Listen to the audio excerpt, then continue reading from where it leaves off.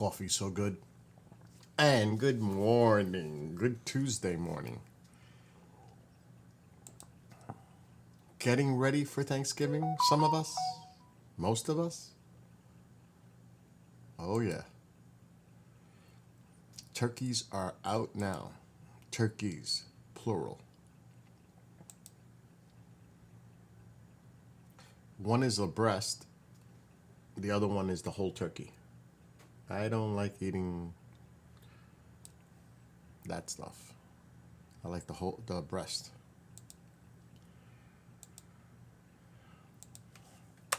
Rumble, you are always in last place. Oh, Rumble showed up.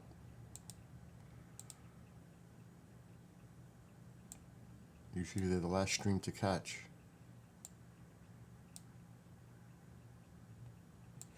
I needs to make a fire. Alexa, what's the temperature right now? Right now, it's 47 degrees Fahrenheit. Not too bad.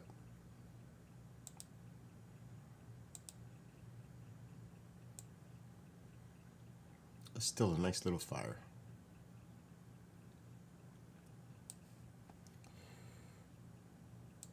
I have to go in my crates where I put the Velcro. It's in miscellaneous crate, the little ones. My Iron Maiden poster came today. But it's exclusive only to the event in Jersey that Mike and I went to. I'm not opening it until I'm going to put it up wherever that is.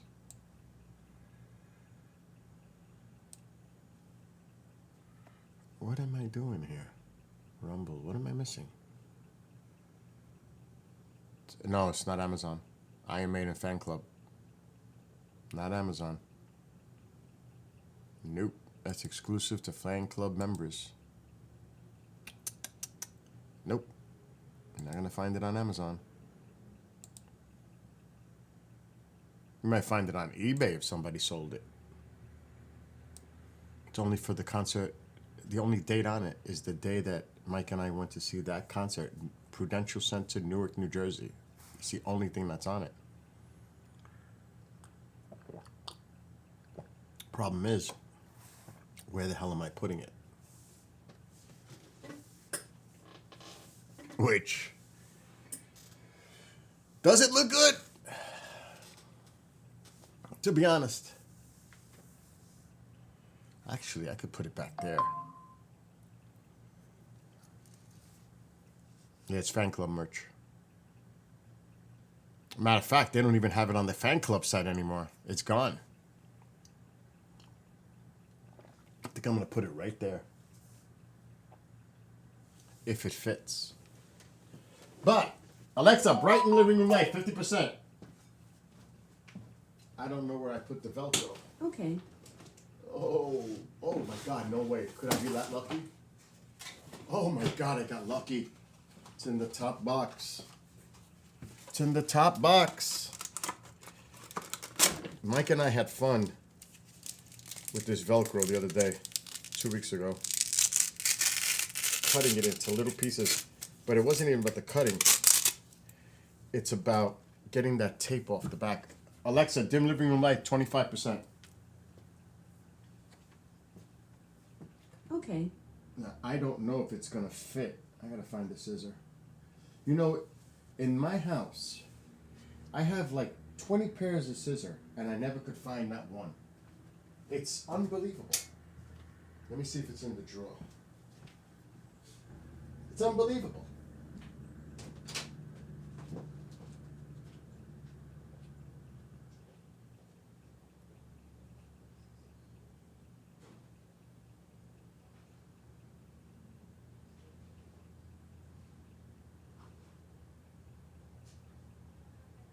No, I can't find the scissors. Where? In your drawer?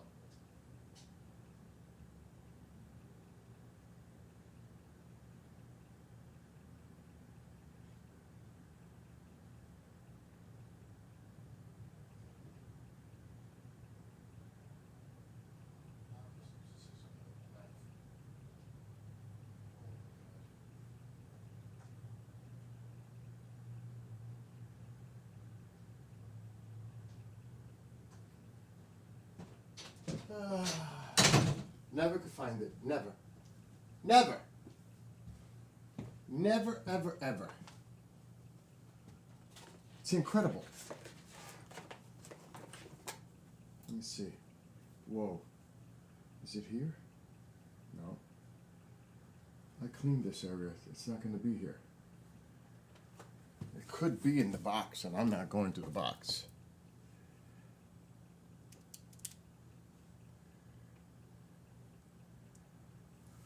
Okay. We'll use a knife.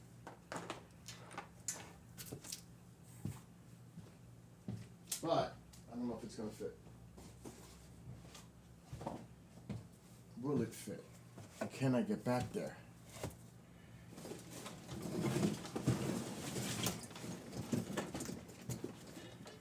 Let's see. Oh, it'll fit. Oh, it'll fit.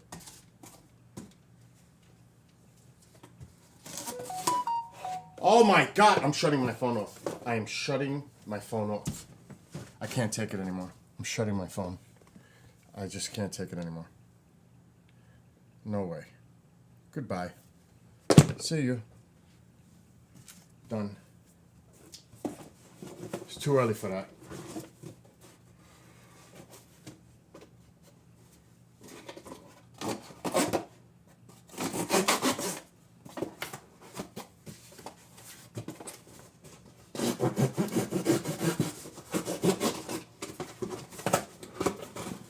Wow, it's wrapped. That's nice. We can burn that. We can burn this too.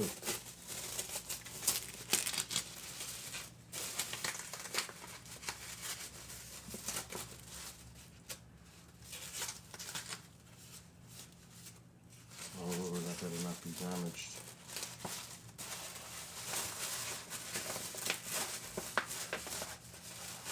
What's up with this print?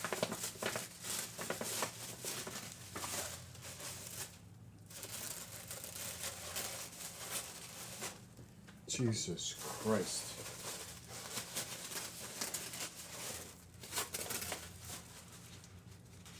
The way they did this. I get it, but this is ridiculous.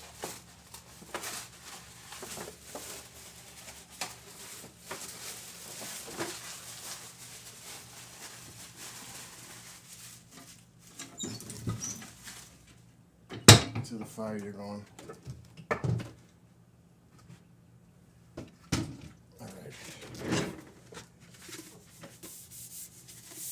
Newark, New Jersey, World Tour.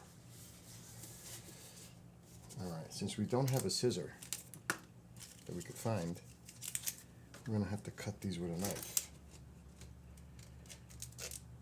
which is a lot harder.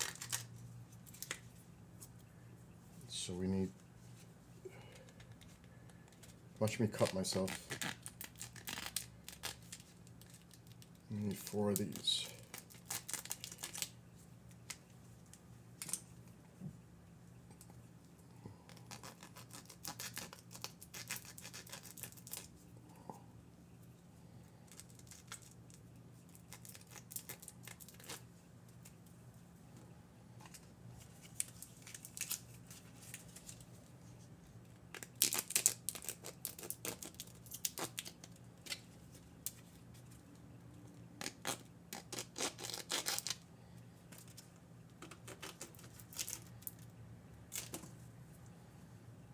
That's 4 of that. Now we need 4 of these.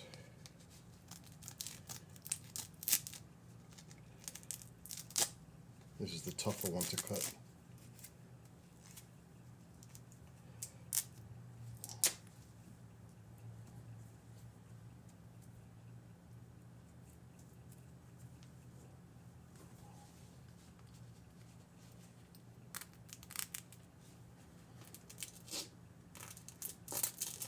Without a freaking scissor!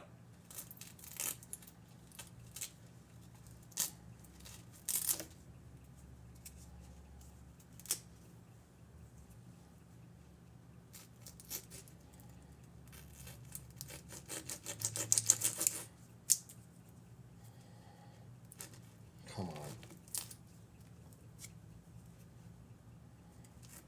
cut myself.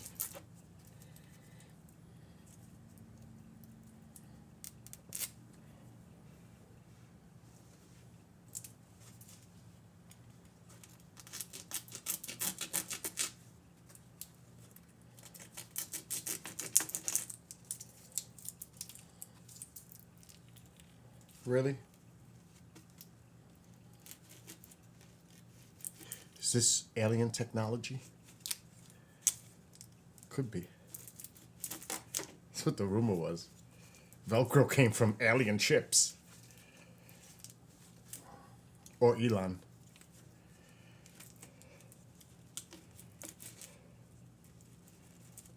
Oh my God, cut this off. What the heck? I could just see it getting cut on the last little piece here.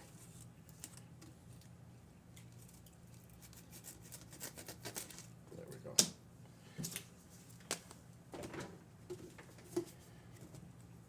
Okay, which is the one I did.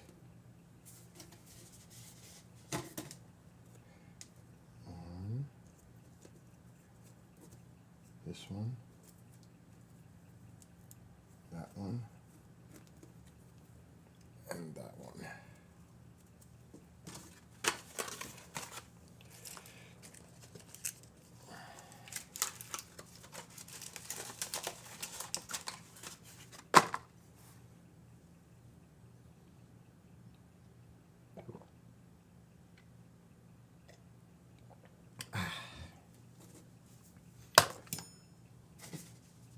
Well, let's peel it first. These are the worst to peel.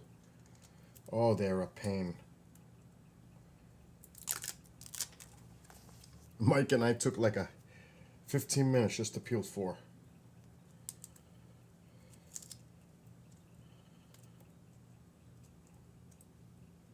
And if he's watching, he knows exactly what I'm going through.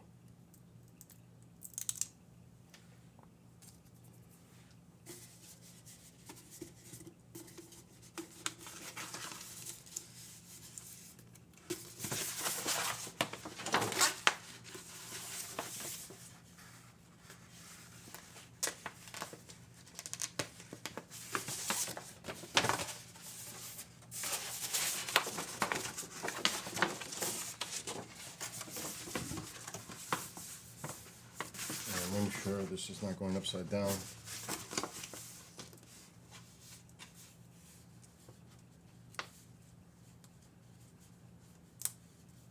I hate it. Especially when you don't have fingernails like. It's hard to start it.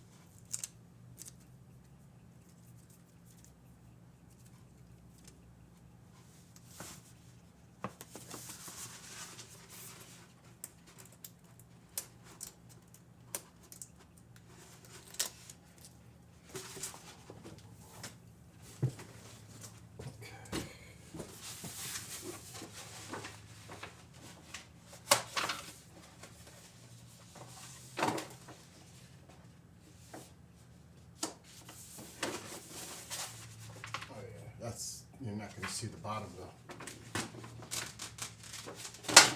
You don't want to rip it, that's for sure. This is not a good spot. You're not going to see it.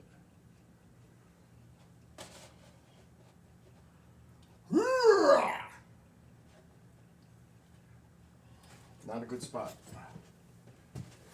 It's going to be hidden. Or will it?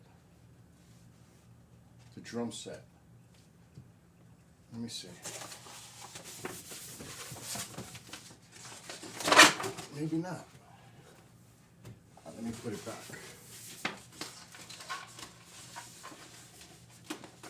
Maybe not. Oh, for sure. You're not going to see that. Nope, you're not going to see it.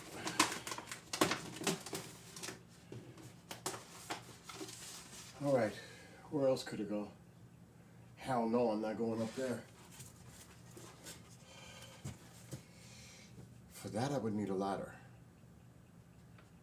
That's a good spot, though.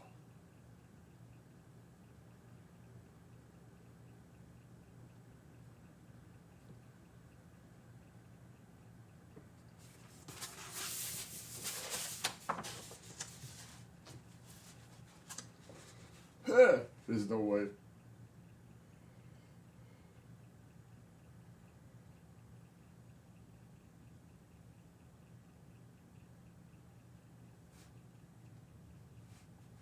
Hell no. It can't go here. It must go over here. Oh shit. I know where I could put it. Right on the freaking door of the bathroom. Absolutely. Heck yes. That's actually a perfect spot. Oh, I gotta make it level. Oh, that works. That definitely works with all the other Iron Maiden stuff in this corner. Oh, heck yes. That works. Because it has all the other Iron Maiden.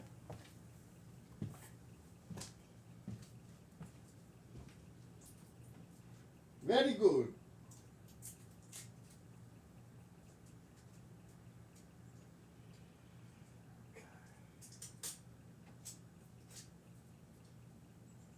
Alright, let's put it up.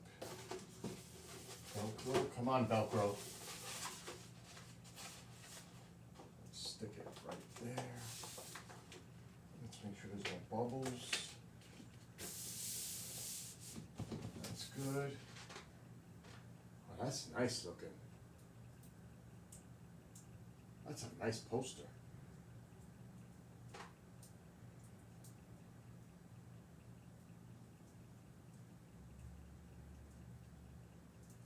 Oh my God, getting this stuff off.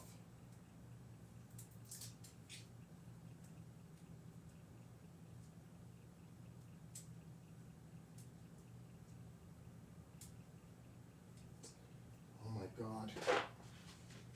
I can't get this last one off. It's always that way. The last one is always the worst. Jesus.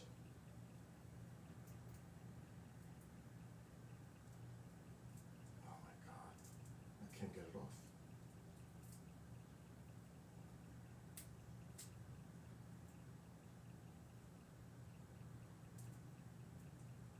This is retarded. I can't get this last piece of plastic off this cover. Oh my God.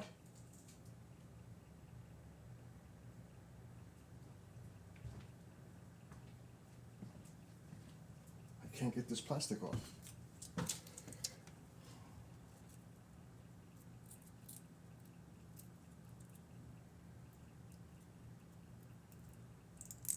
Got it.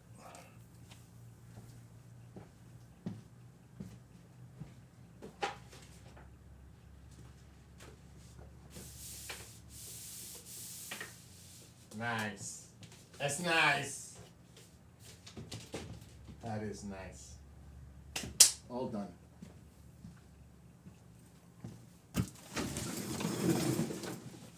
Okay, good. Very good. Oh, heck yes, that looks good. It looks good. Oh, shit. No, I'm going to eventually build models whenever I have a life and hang them. Space-themed models. So this is how it looks right there. It actually looks good there because it's right with the other poster. Right there, because all the Maiden stuff is there. Alexa, dim living room light 50%. Okay. Alexa, brighten living room light 25%. Okay. Yeah, that looks good. Oh yeah, that was the perfect spot. Oh yeah. Oh yeah! I'm happy with it. I can't hide it like that. In the corner like that, you can't even see the bottom. The posters are big. They're not small. Okay, we gotta put the Velcro away.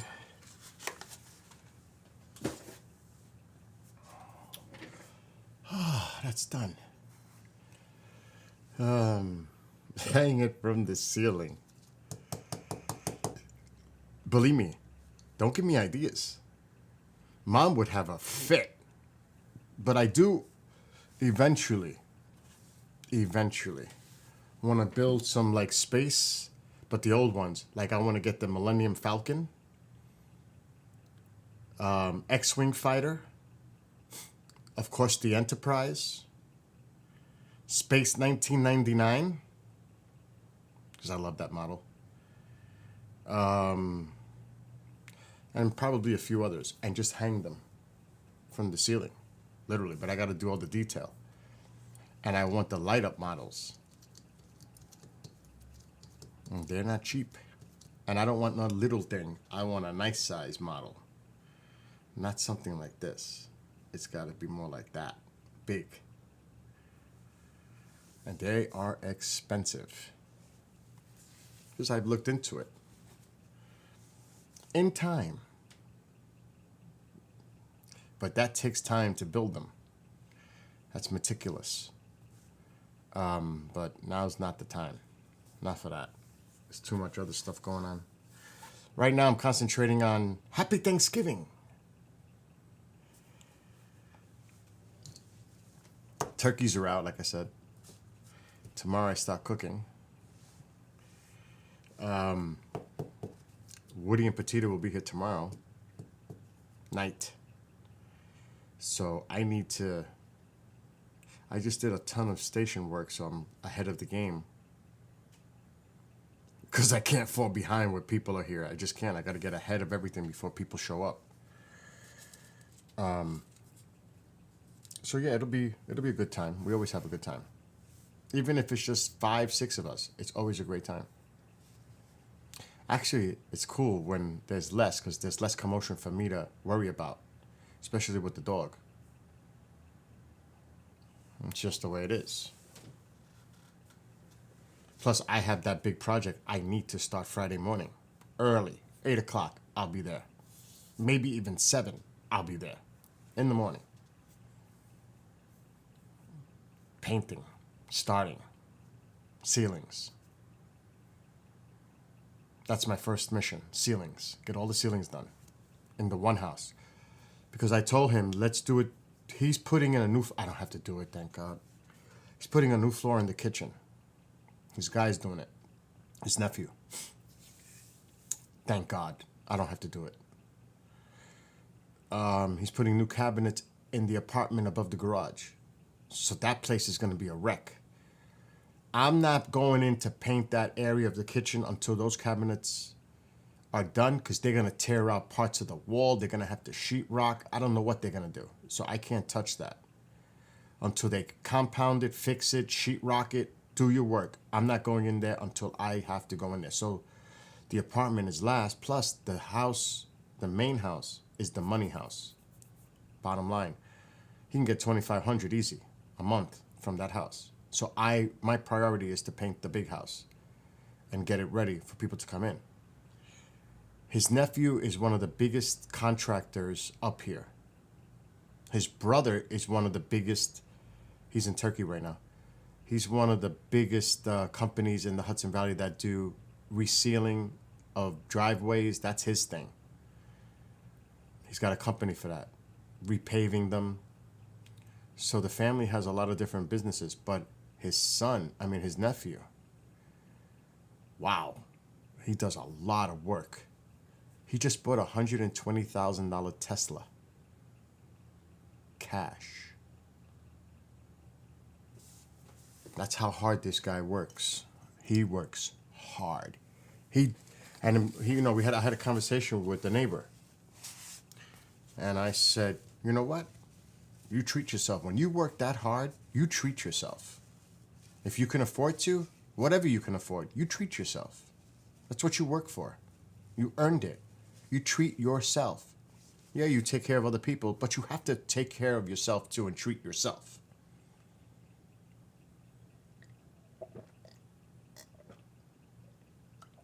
So, God bless.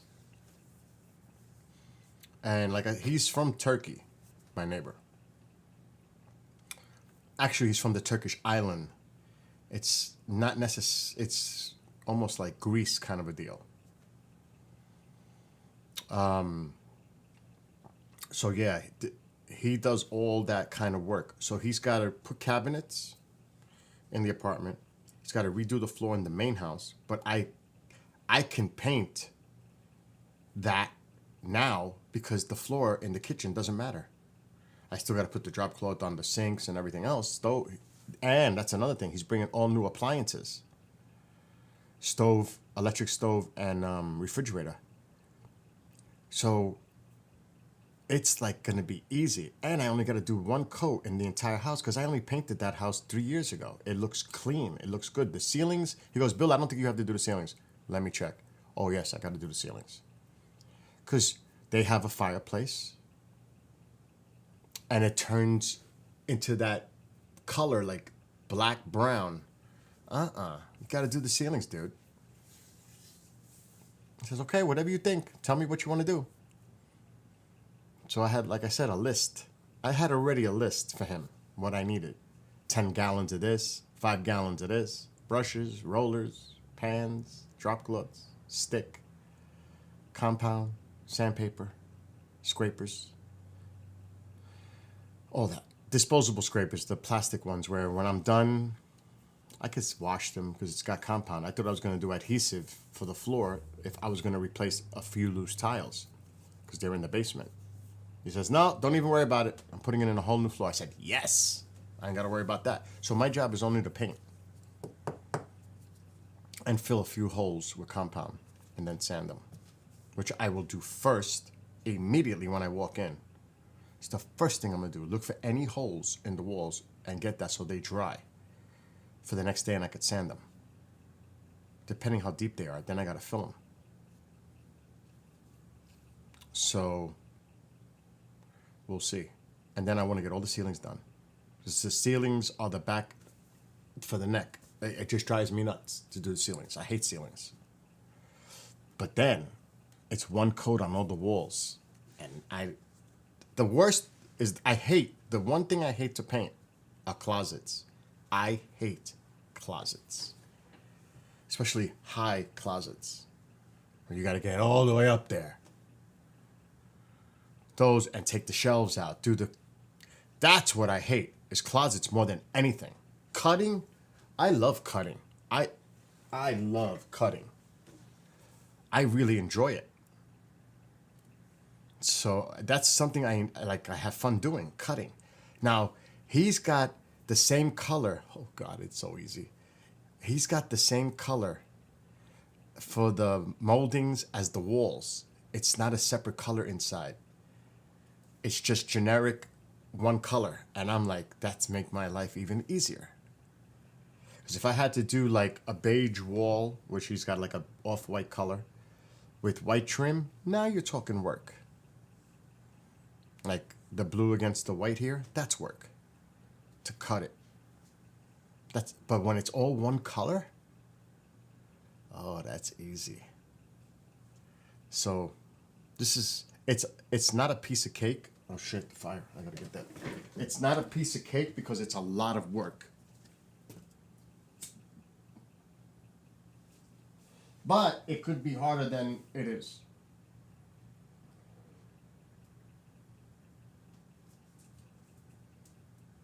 So, yeah, I'll be busting starting Friday morning.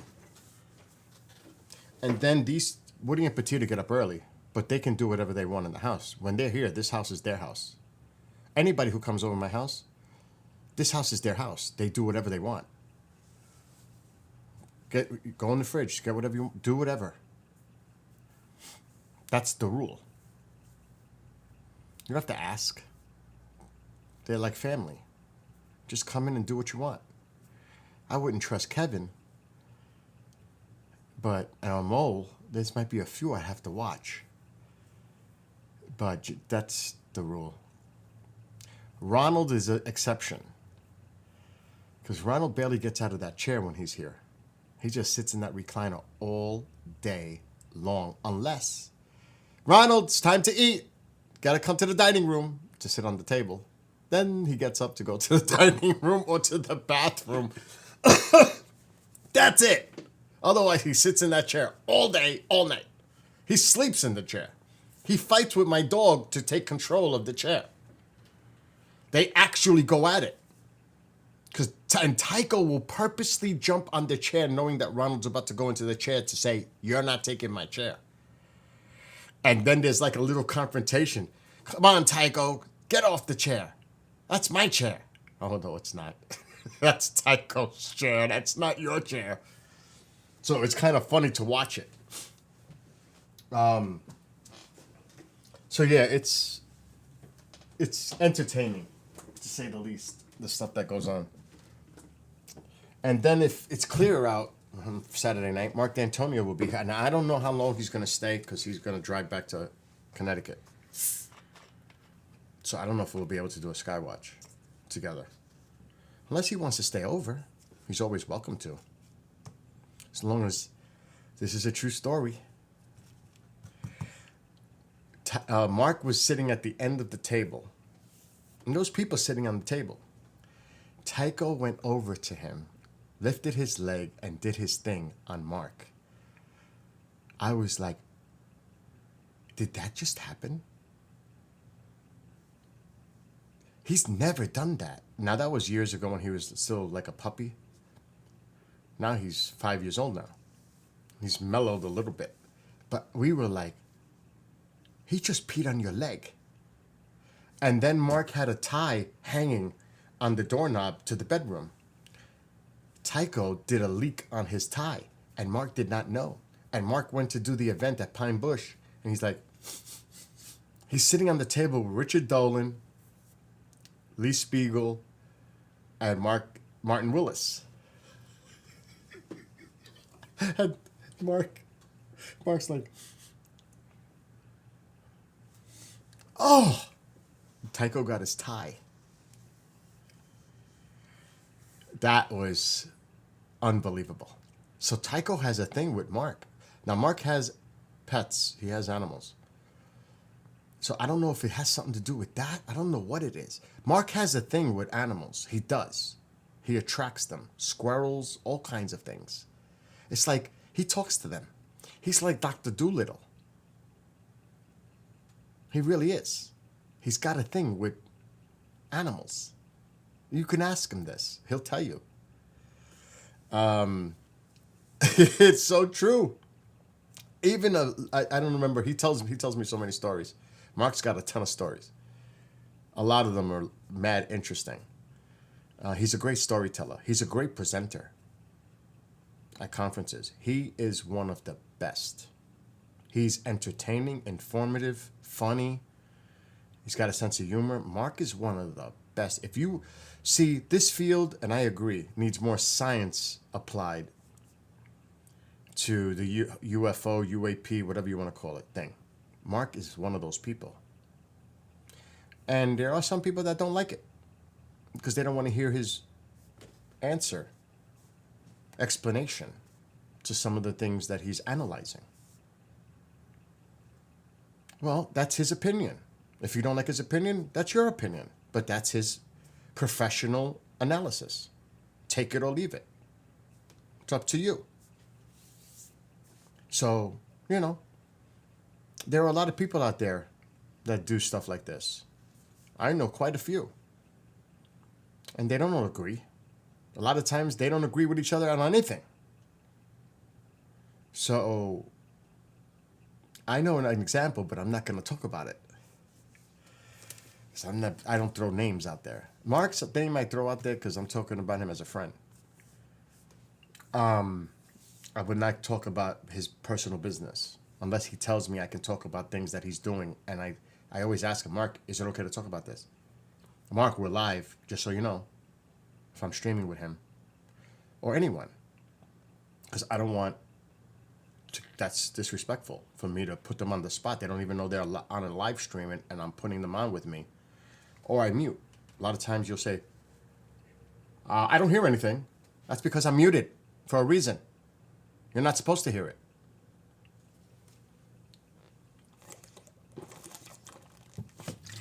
Happens a lot.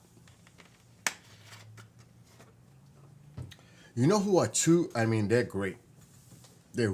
They are cool people. the Paranormal Rangers, Stan and John. They are so cool. I had a lot of fun with them when I was at Marianne's house in Mesa, Arizona. They are cool. And I really enjoyed sitting and talking to Stan, who's got a really great book out, by the way. Because he likes rock. He loves the guitar. I was like, oh shit, we can relate here. And he's so cool. He's a great talker. He's sociable like me. So forget about it. Two guys like that talking, it's over. You could talk for hours. And not only that, he's just a great person. These two gentlemen, the stories they have, the experiences, doing the paranormal researches on the res, the Navajo, because they were one of the few actual rangers. There's not many left. I think there's only like 6. It was like in the 40s. There's only 6 left. Native American, indigenous. That's horrible. You know how big the reservation areas are? And you only got 6? Are you kidding me? But, my gosh. That's like dead air. Ken and George had paranormal researchers from Australia the other day. And before the show started, I asked them, what about the Aborigine? What about, have you ever investigated stuff like that with them? Because that's similar to our indigenous population here. Oral tradition, the history, before we went in there and took it over. They were there first. So they have stories many generations before we appeared here or there. So to me, I'm fascinated by that. The oral traditions, the stories, the lore. That's something that, and you can't really tap into that unless you have a connection or you are indigenous and you're able to speak to them, because that's not an easy thing to do. I mean, do you blame them? They resent what happened to them. There's some bitterness there. And I don't blame them. So, again, that's the stuff. When I'm speaking to Stan or John, and I'm hearing, some of the things that they've experienced or people have told them about, it's incredible. It really is. So it's like I could sit there and listen to them for hours. That's like, they're like the perfect, and actually it happened a little bit outside. We were watching, it was 4th of July. And the next day I had to fly home at 6:30 in the morning. But we're sitting outside. We're watching the fireworks in Arizona. And I'm thinking to myself, this is so cool. Watching the fireworks in the dark and talking to John. Because I was talking to John for a little bit. And then Stan is there. It felt so cool. The moment. It's like being around a campfire and talking stories, tales. It was just like the moment was incredible. Yes, lots of mysteries contained in oral histories. Tribes in South America still tell tales of ancestors crossing the great ice. And you got to remember, happy Thanksgiving, John, and to your family. But the land bridge. And also the travels. You can talk about how there are artifacts here that come from the Middle East. Chief Joseph's tablet, cuneiform, Hearns, Dillman. There's so many things that are here. And the Chief Joseph, that is an interesting one because he had it. And then he was taken into custody by the Army. Actually, that artifact is here in West Point. It used to be on display, but now it's not. And they took it. You should look into that. That's an interesting story. But it was handed through oral tradition. But how did he get it? Where did he get it from? How did it get here? And like John's saying, that goes throughout Canada with the tribes, here, South America, the stories, lost civilizations, that they're always discovering artifacts all the time, especially in South America, in the dense jungle. And over time, sediment builds, things are covered, and, you got to use the underground systems to figure out what's there. And even then, you have to get down deep enough. So there's always discoveries, and it's fascinating. I haven't talked to him in a long time, and I need to touch base with him. He sent me a message not too long ago. I pray he's okay. And that would be my buddy. I haven't talked to him in a long time. I can't even think of his freaking name right now. He was in, where was he last? The Philippines. Last I talked to him. Oh my God, I can't think of his name right now. But he was doing a lot of this stuff. He was supposed to do an event in Austria, where he's from. And it never happened because he got stuck in the Philippines doing a project for them, looking for artifacts. So I haven't touched base with him in God knows how long, and I hope he's okay. This man is very fit for his age, though. He's been doing this all his life. John probably knows who I'm talking about, but I can't think of his name off the top of my head. It's horrible. But he's one I want to talk to, just to touch base with him to see how he's doing.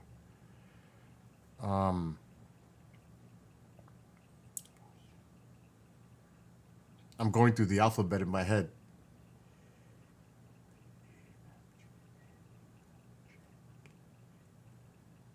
It's not working. Shit. I would have to look in my contacts on Facebook, or it could be another way. Because he was connected to it. I could look at certain cases.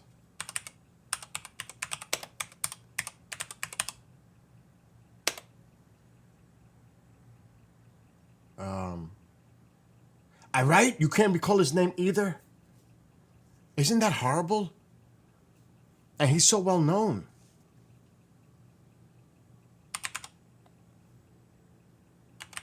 It's at the tip of my tongue.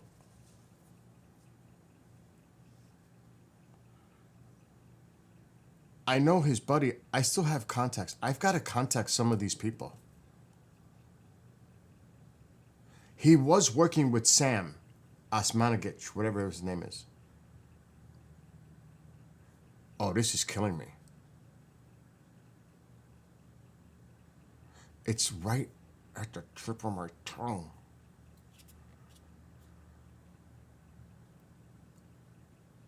See, that's just on him.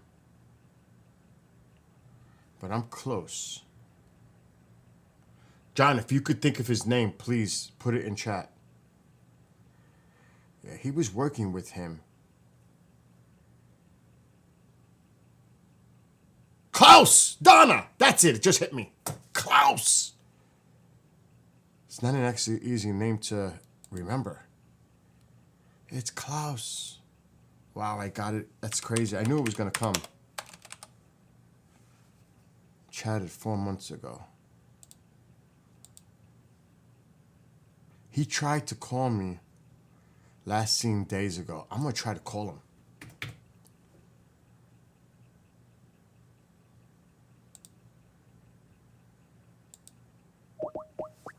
The person you are trying to reach is currently unavailable. Please. Okay. Let me try the phone number, but I may get charged for this one. I tried his Skype.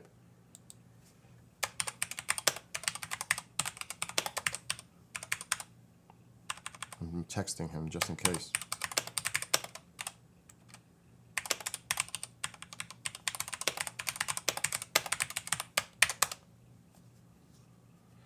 He was on 4 days ago, so thank God he's still... I don't know if this is going to work. Skype credit.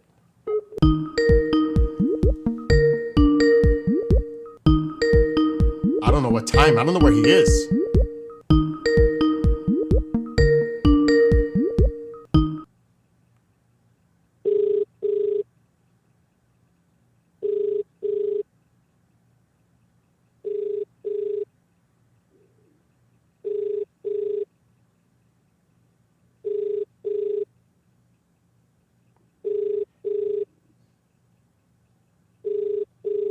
Oh my God, he might be sleeping.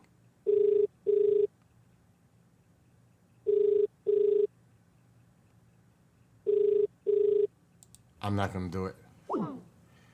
I don't want to... He could be sleeping. Depending where in the world he is. What time is it in the Philippines right now? It's like 12 hours ahead? It's after midnight?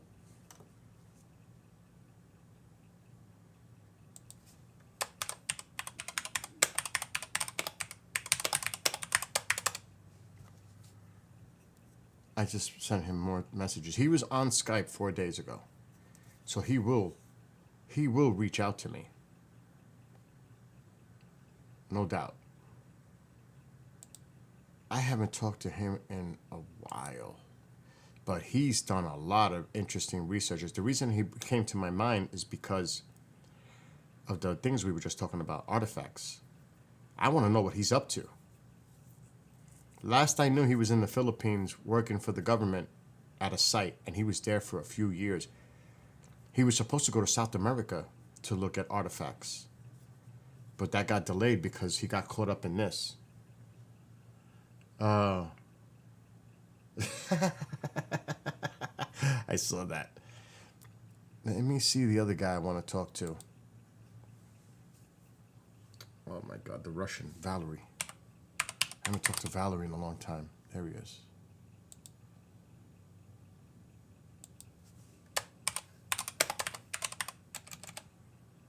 He's in St. Petersburg.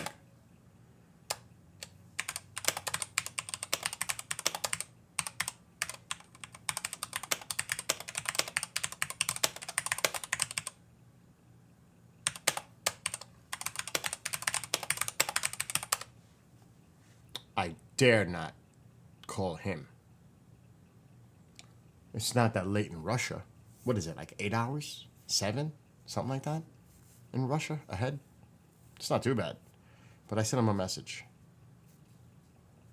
He was one of the top UFO research guys in Russia, and then he got into the whole pyramid thing in Russia.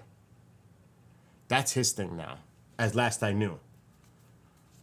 But he's... We could look that up. I'm actually curious to see what he's doing now. He's a great guy.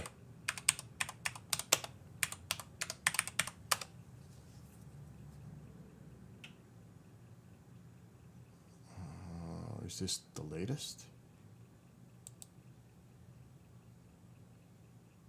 Oh, that's old. I wonder how he's doing.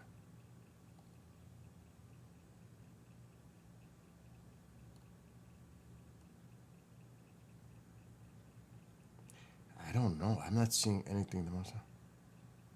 Okay, this was May 7th of this year. Oh, he was in Bosnia. That's him on the left. I'm surprised Klaus isn't with him. They're good friends. This is the guy I'm talking about. Oh, you don't want to see my Rolo, my contact list. I actually would call somebody right now to thank him from yesterday, but I'm not going to do that. I'm not trying to. I'm all stuck on this subject matter that we're talking about right now.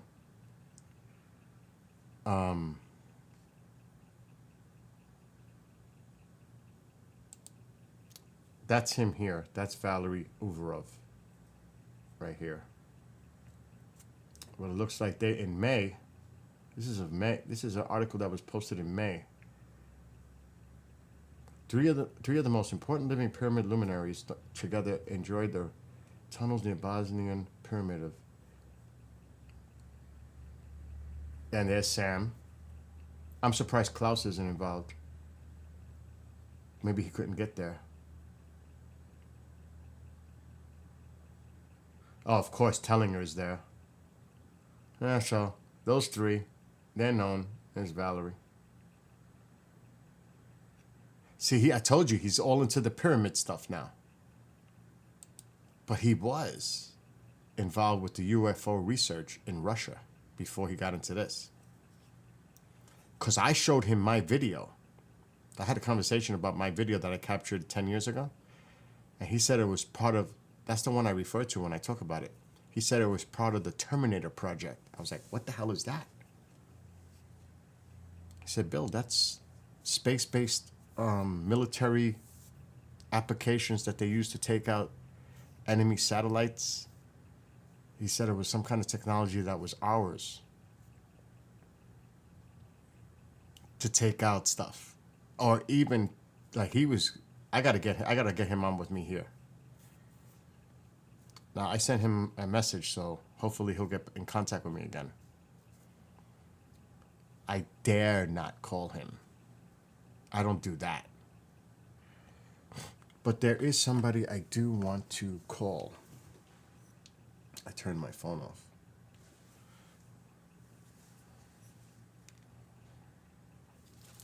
We have to take that off. And actually I have to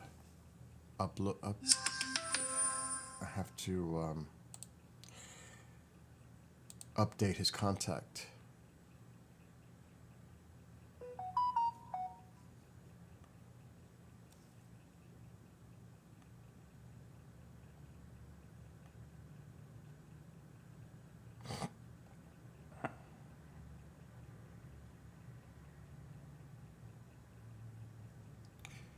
Oh my God. Ha! Brandy from John B. Wells' wife messaged me. She's a sweetheart.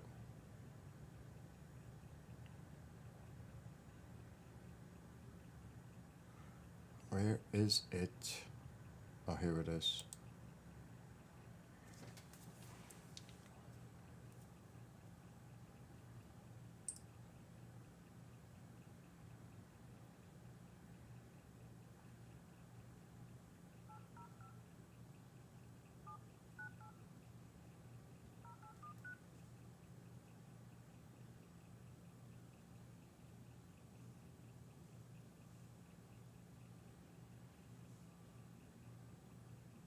It's a little early in California.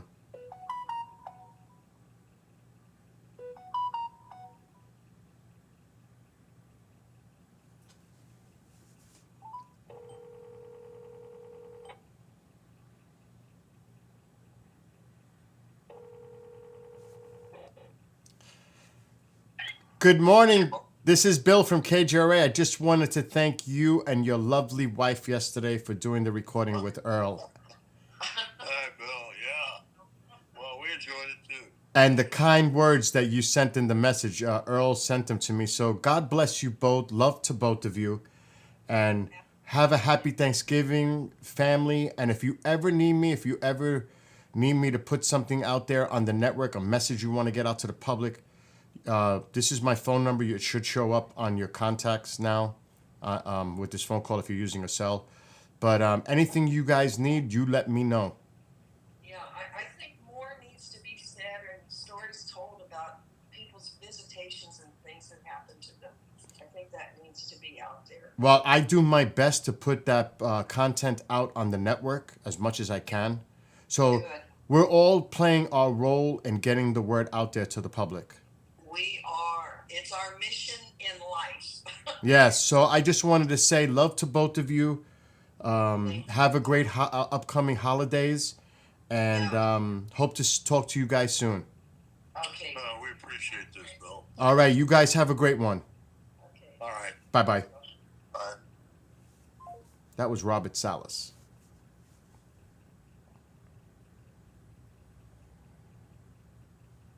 Great people. Him and his wife, they are the loveliest people, and I wanted to thank them. gotta add his updated contact information.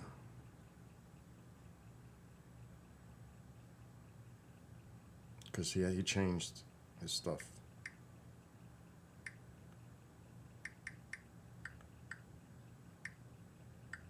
I highly suggest you watch the MUFON show tonight with him as the guest. Oh shit, I already had his number. The updated one. I'm gonna save it anyway.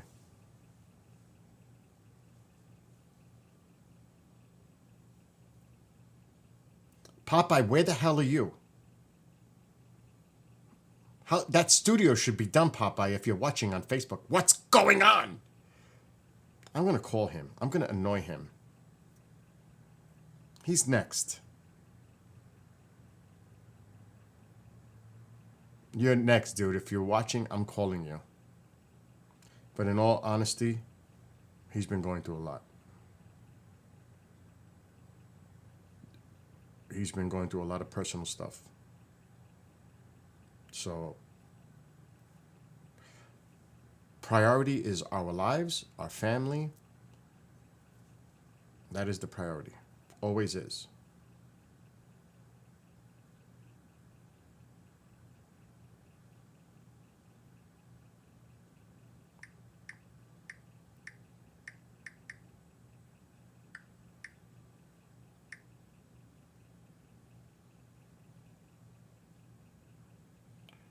Let's call it Popeye. He's probably watching and he knows what I'm up to right now.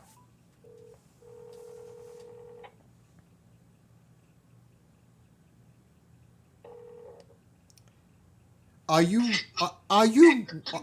watching my stream? I gave you a like on it. I was about 20 minutes ago. Okay. Let me call you right back. Well, listen, happy Thanksgiving. Call me during the week. Let me know when you're coming back. I am. No, I was going to do that anyway. I'll give me like 20 minutes and I'll call you back. All right, I'm live streaming. Bye. All right, bye.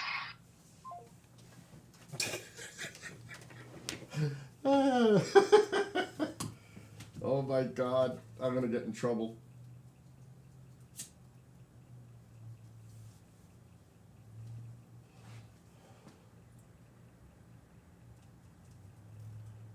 Anyway, I need to light a fire soon. It's getting a little chilly in here.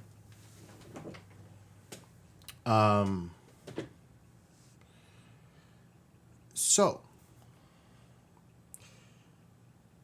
like, shit. Oh my God. I don't have his, I have his email.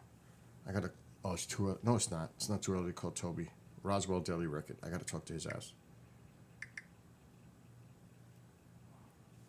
He better be awake.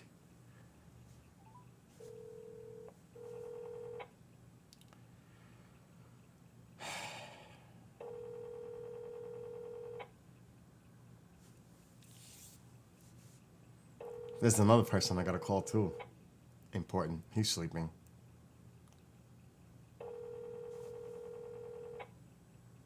I ain't bothering him. And I can't bother the other person because they're working too right now.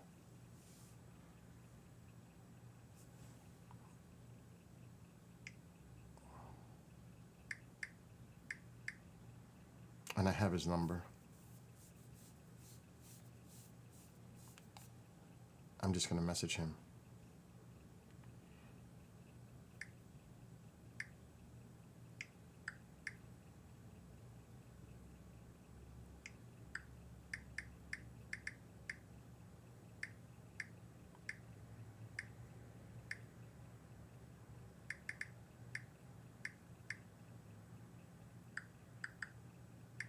I know who I need to talk to.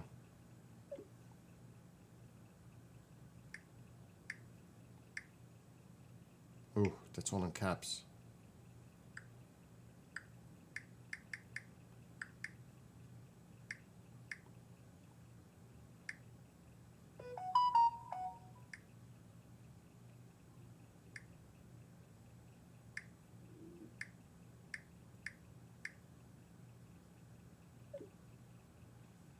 All right, I just sent him a message.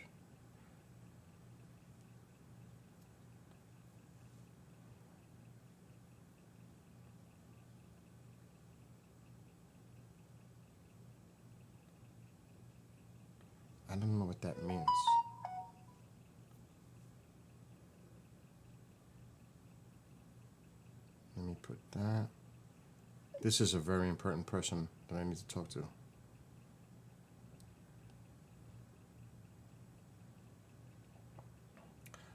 Oh, I'm gonna call him and bust his chops.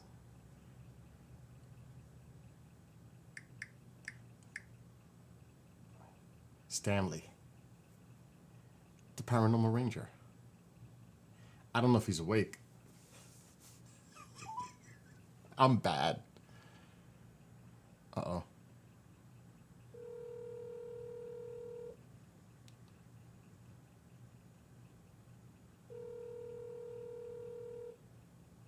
He might be awake.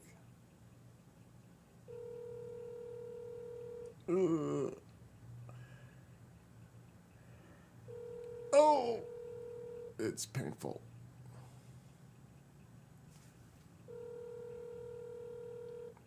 There's something I have to talk to him. I gotta mute if he picks up. Please leave your message. Oh!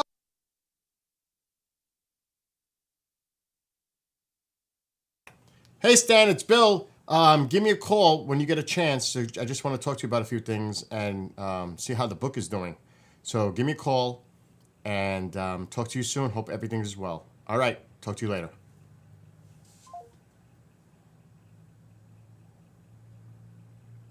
It's funny when I put Stan, John Lastain's number comes up. I could show it on the screen, but I'm not. It's right there because the STAN, when I search, there's his name right there. Mr. Father John. Is your number still the same? Does it, I don't even want to say it. Does it start with, of course it's gonna, 573? Of course it does. I won't go into the rest. That's just the area code.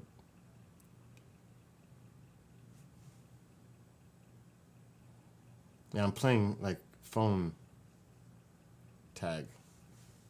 Still the same? Okay. Who else can I annoy? Oh shit, I do have to call. I can't talk to him on publicly. Richard Dolan.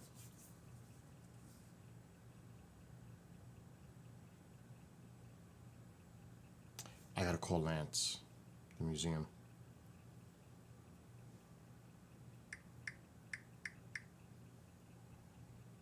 Actually, before I do that, I need to write Lou Elizondo. That's critical.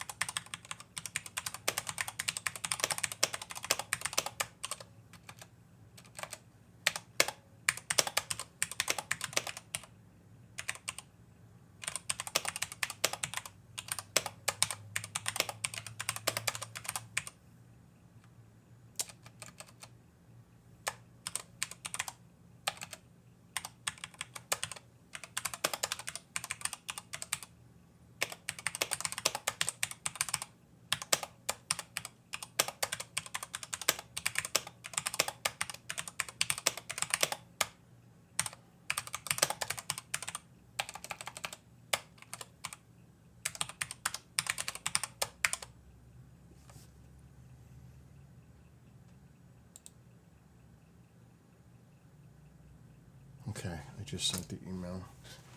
Now I can call him because he's going to flip out. You don't wait to set up events. You have to get on it. Because I have a whole itinerary of people for next year. And I'm the guy who gets him the people to speak. Mark D'Antonio's got to be on that list for next year. It's been a couple of years now because he's been doing contact. He's going to flip out when I talk to him.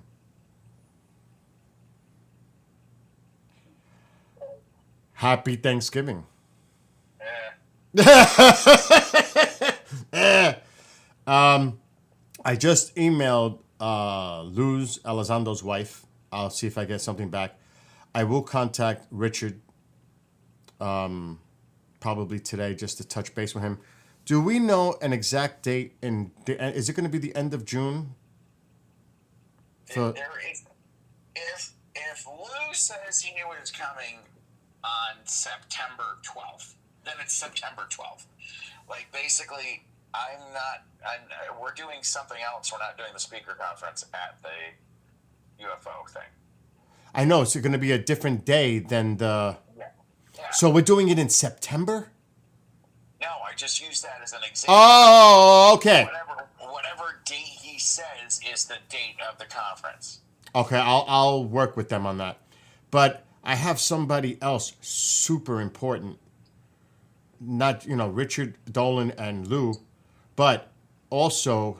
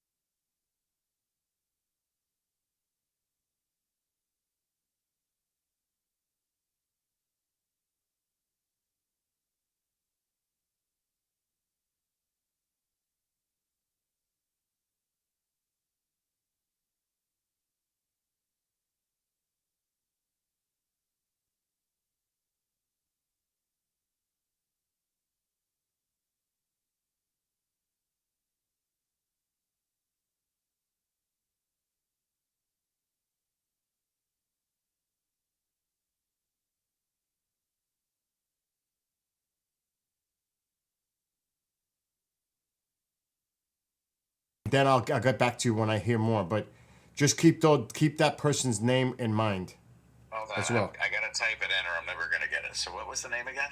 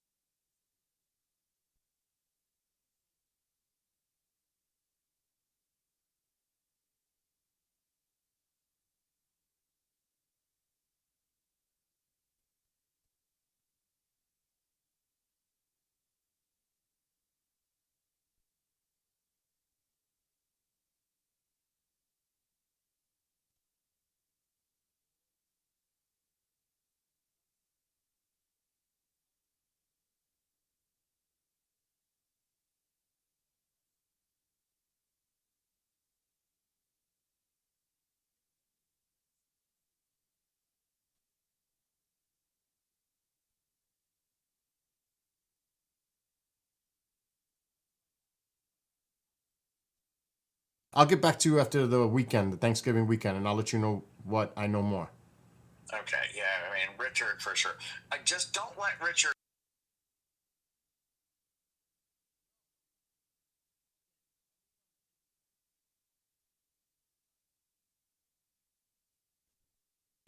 What's happening, Sade? What's the word? How you doing, Mr. Billy? Good. I'm getting ready to paint as soon as they get the heck out of the house. Yeah, I'm gonna stop by there soon. When? I think Today? today.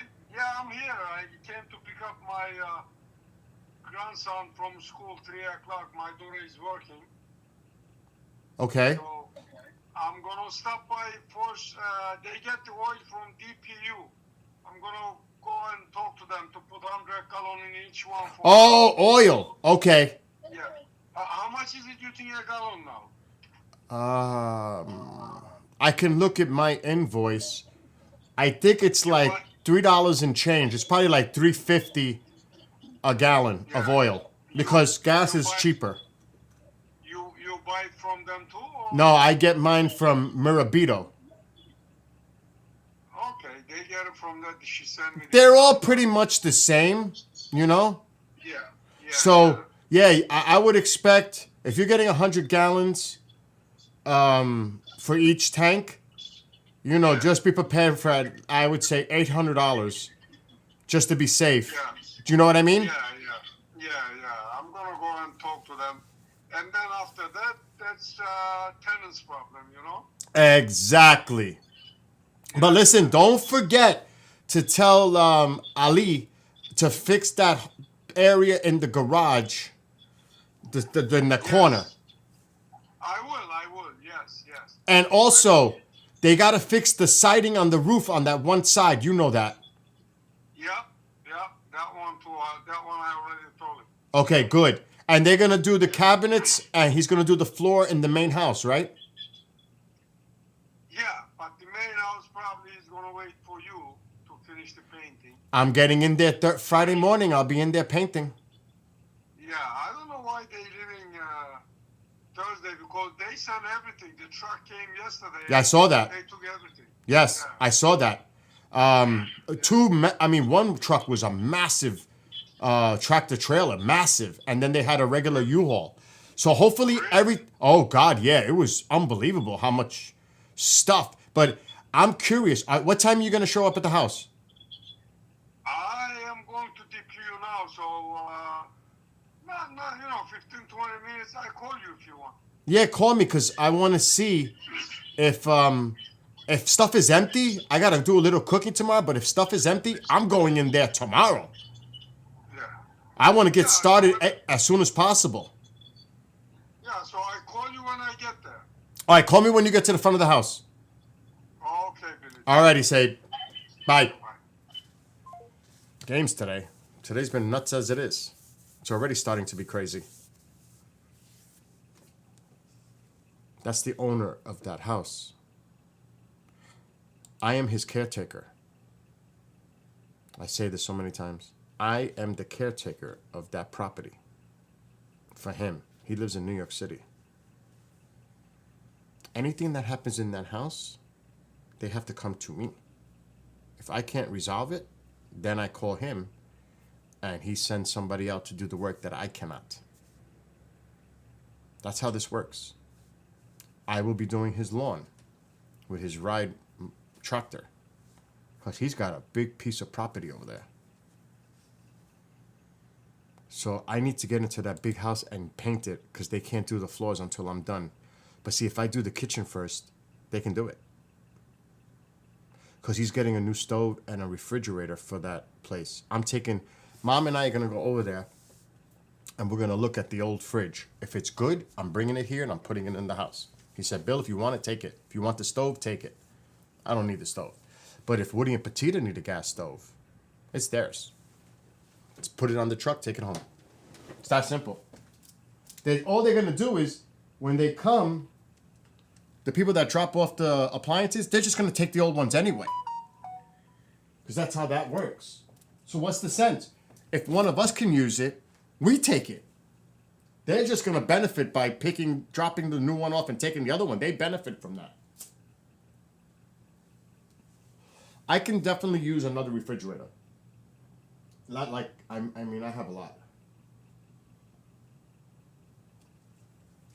And Mommy and I already had a discussion over this.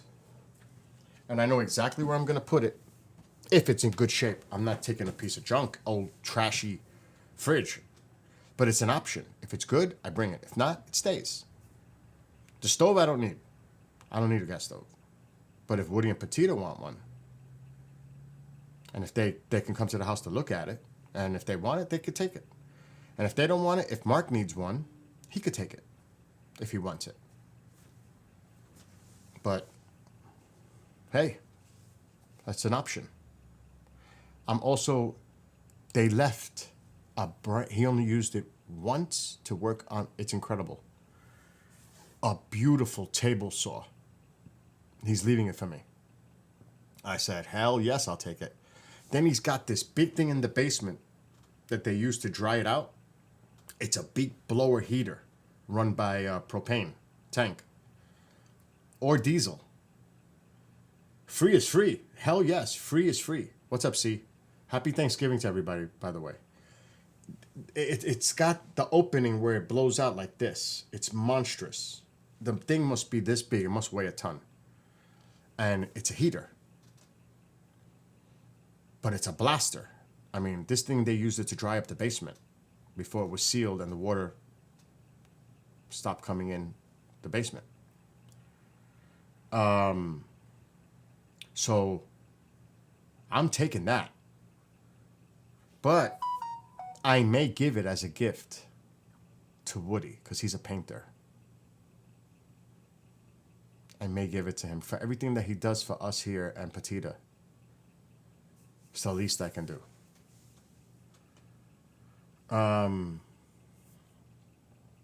So there's a lot going on. Like, I gotta end the stream soon. I'll start a new one in a little while. But I have to go meet him. And I want to see, because I can't go in there and paint. They don't leave till Thanksgiving morning. They're leaving at 5 a.m. So I can't just start going in there and paint. But I can if I start the garage. If the garages are empty, I can go in the garages now. I'm not affecting nobody. If it's empty and it's gutted, I could start painting tomorrow. That would be great. Get the garage done. There's 2 of them. Get ahead of the game. Oh, yeah. So I'm on, yeah. Yeah, but see, back then is nothing compared to what now. I was always handy, but now it's on steroids. It's just, I've taken it to a whole different level doing all the work here. You know that. So, and it's nice because it keeps me busy too. Like I need to be busy more than I already am. Thank God I didn't start a fire because I'm leaving. But I'm only going to be there for like 10 minutes. I may even leave the stream up. But,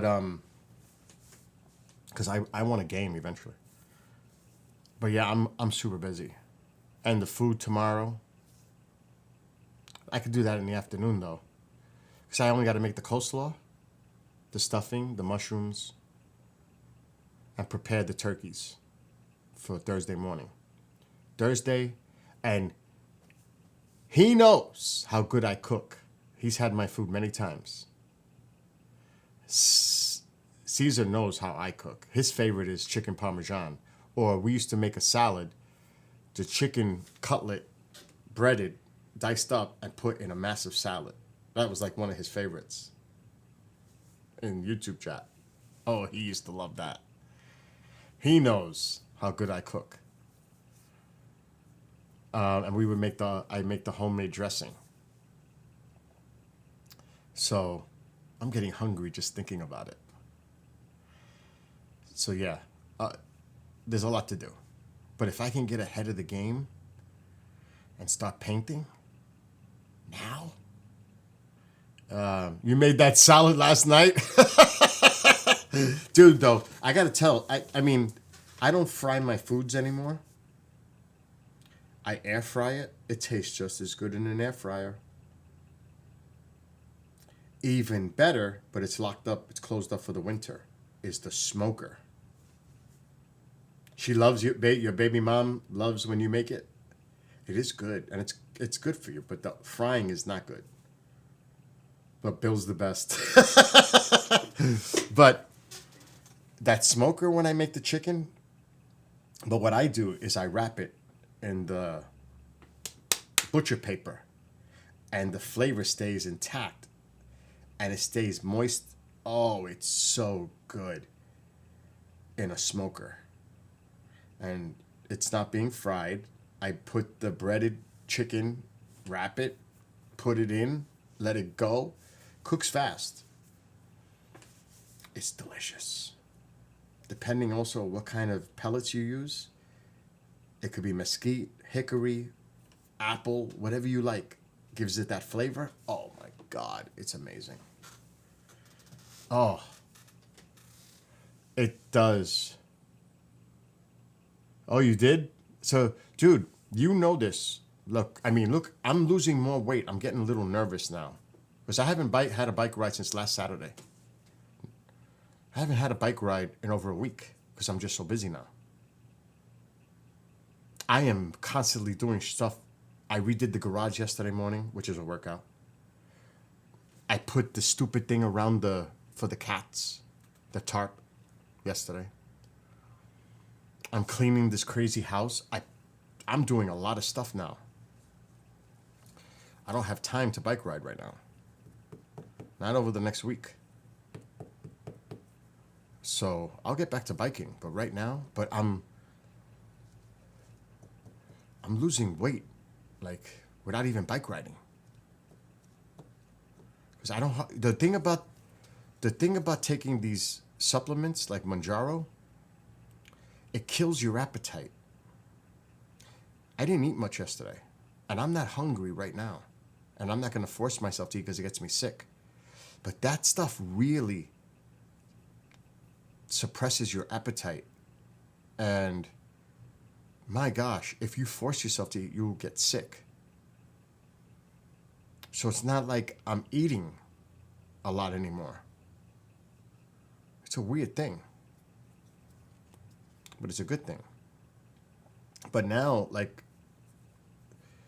this is, no, I think this is an extra large because I don't trust Iron Maiden merchandise because they always run small. I think this is an extra large, but it's big on me. Uh-oh. He just sent me an image. Let's see. Ooh, that looks good, dude. That looks good. This is the picture C just sent. You can't see it because it's so bright. Maybe like that. He made that chicken. That looks good. Proud of you cooking. That looks really good. And you save so much money cooking at home, and it's so much more healthy if you eat cooking at home, depending on what you make. But like me, it's all about chicken and fish, lots of vegetables and salads. That's it. You don't lose 60-something pounds in a year without being disciplined on what the hell you eat. Yeah, it's a blower heater, Red Star. I mean, 62 pounds. I can't weigh myself now because I got my sneakers on and all the clothing. It's going to add a few pounds. But my God, I mean, just doing this and just tucking the shirt, that's freaking incredible. Now there's a little left. There's a little. Not much. There's a little. Not completely gone. 25 more. 25 more. And I'll be happy. Like the Partridge Family song. 25 more. That's all I want to do. 25. I want to get to 150. I want to get to 150. If I get to 160, that's good. But I'm looking 150. That's the goal by next year. I'm cheating tomorrow for Thanksgiving. Not tomorrow. I am cheating. There's no way I'm not. I'm cheating for Christmas, but I'm going to make a ham. And I'm definitely cheating for New Year's Eve. So there's going to be some cheat days coming. Why should I can afford to? Because I'm so disciplined on my eating. So, and especially if you're active, you can't go wrong. Especially if you stay active. That's the key. Exercise, walk, do something. Don't just sit all day. If you can, be active, proactive. It's the way. Don't sit there and be a couch person and eat junk all day. No good.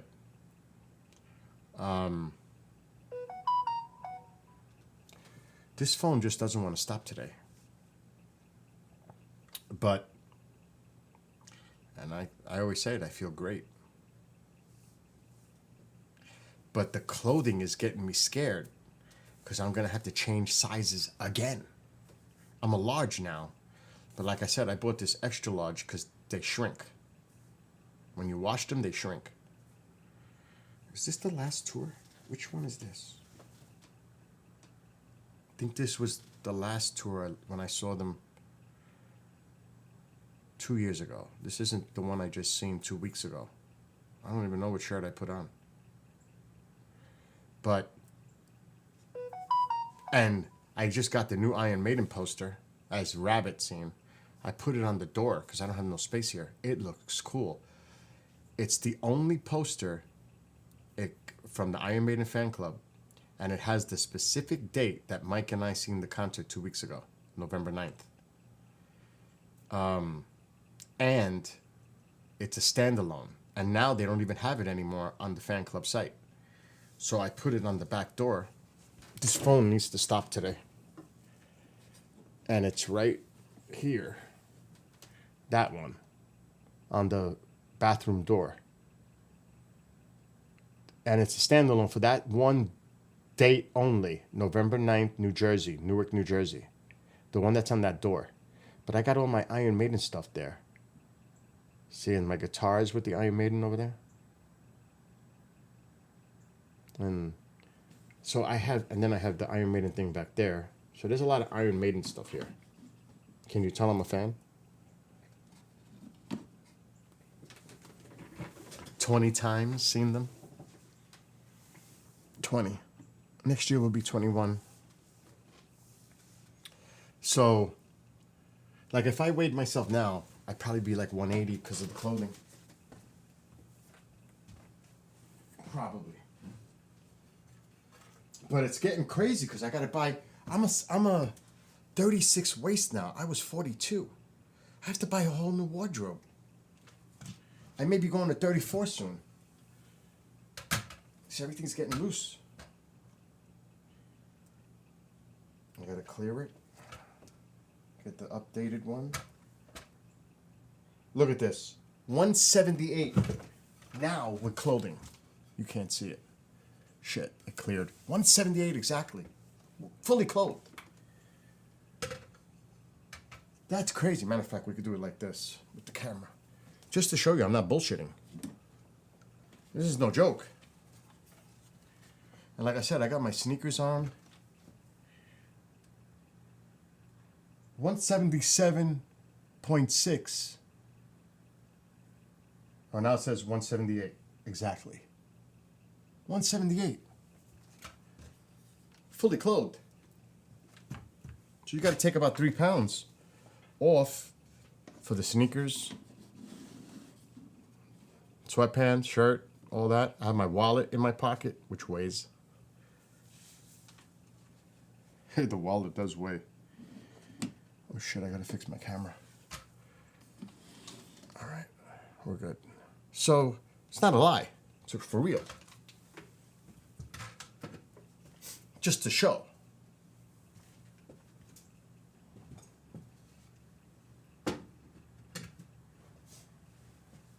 So it's 175 from 236.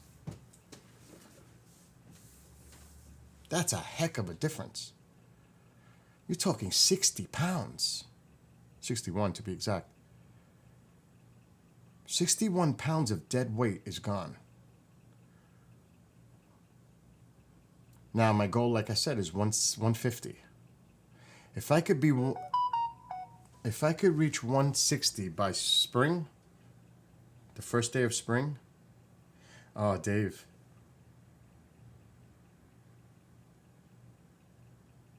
Same to you, my friend. Good to hear from you. That's Dave Mahler. He's got a massive collection that it's gone now to a site.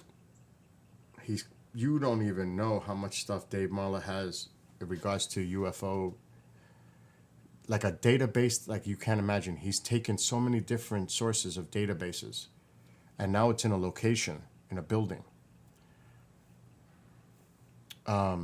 He's doing incredible work.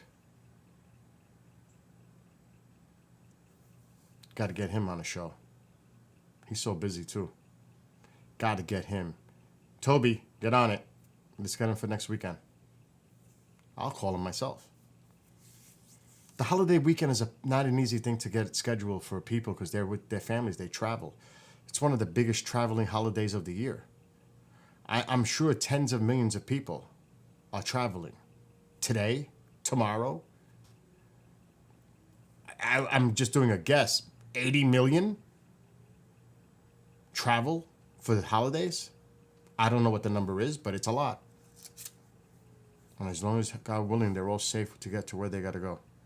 I'm just going to look that up quick because he's going to call me any second. Wow, it's almost 1 o'clock already.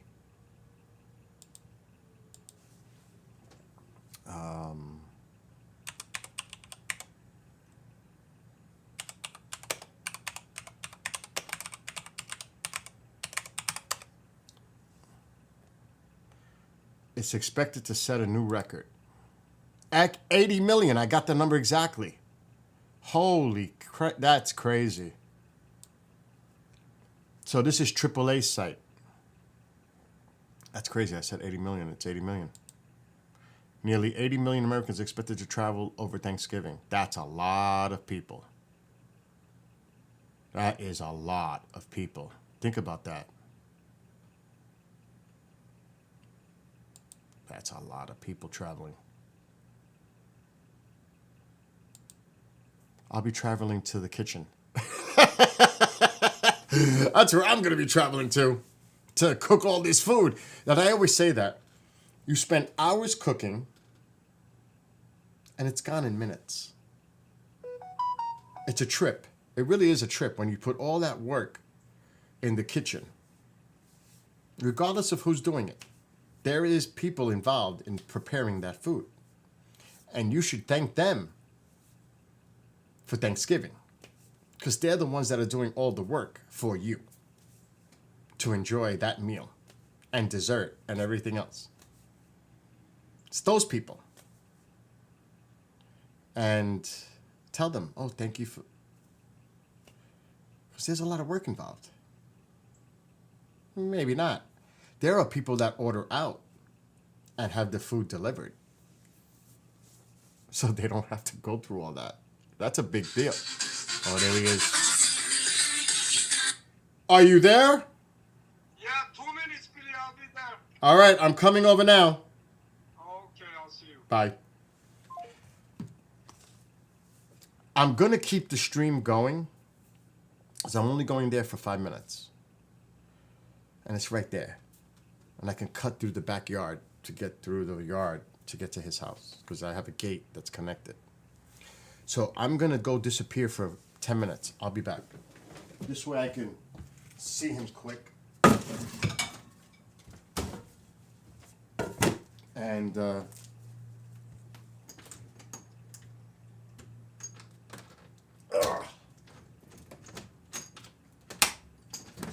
place is like Fort Knox. Locked up. Oh, it stopped raining. Sunny.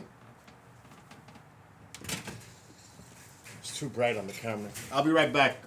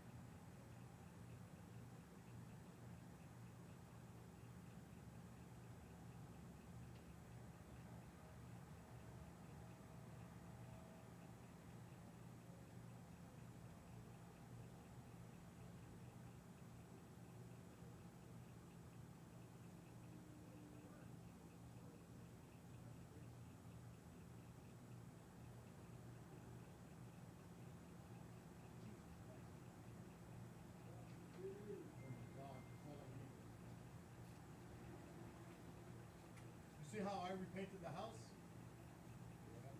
I redid the deck, put the solar panels, new shingles. How is the solar panel now? It's good now? Excellent. These are the panels or you have it on the other side too? They're only on this one side, then on the garage on that side, and on the other side of the garage.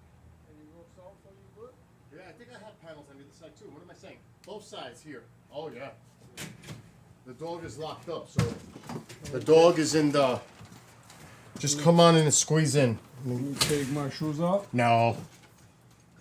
Okay, Okay. let me look it up for you. Look at Billy. Look at this. I'm actually live right now. I left it. No. I'm live streaming.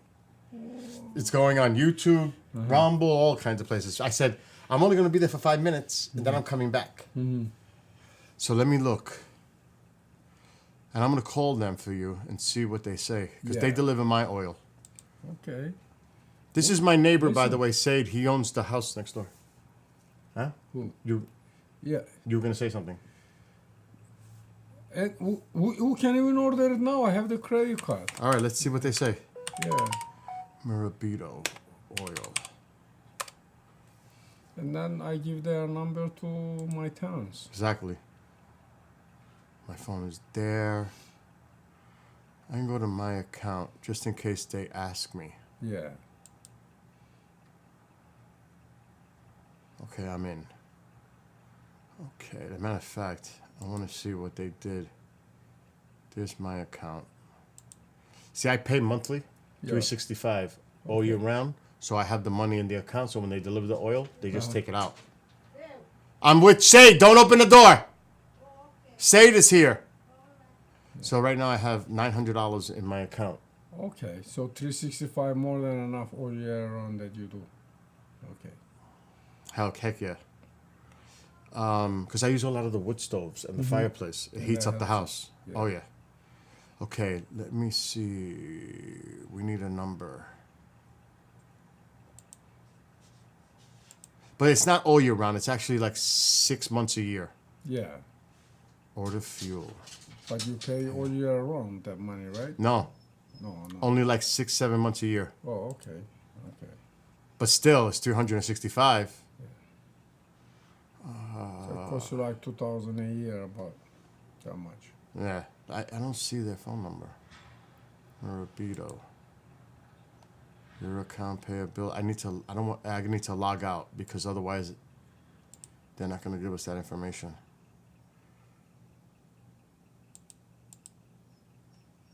Oh shit, it wants me to log in. Let's go back. Mirabito oil.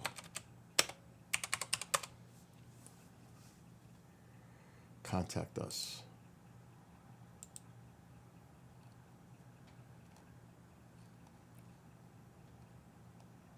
Sales, home delivery.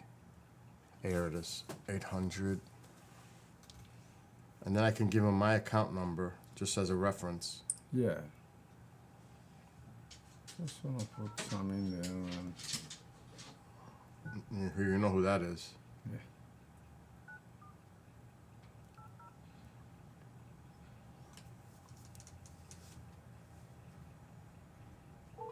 Thank you for calling Morabito. If you Morabito. are calling to report an emergency, please press 1 now. All other callers, please press 2 to be transferred to an agent.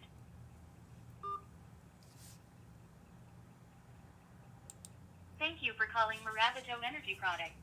We will be with you shortly. You are the next caller in line. To request a callback, press 9.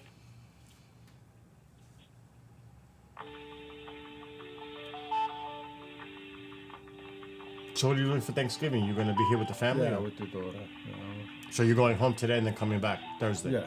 Came to pick up the kid because my daughter. Your call may be monitored or recorded for quality assurance purposes. Good afternoon, Morabito Energy. This is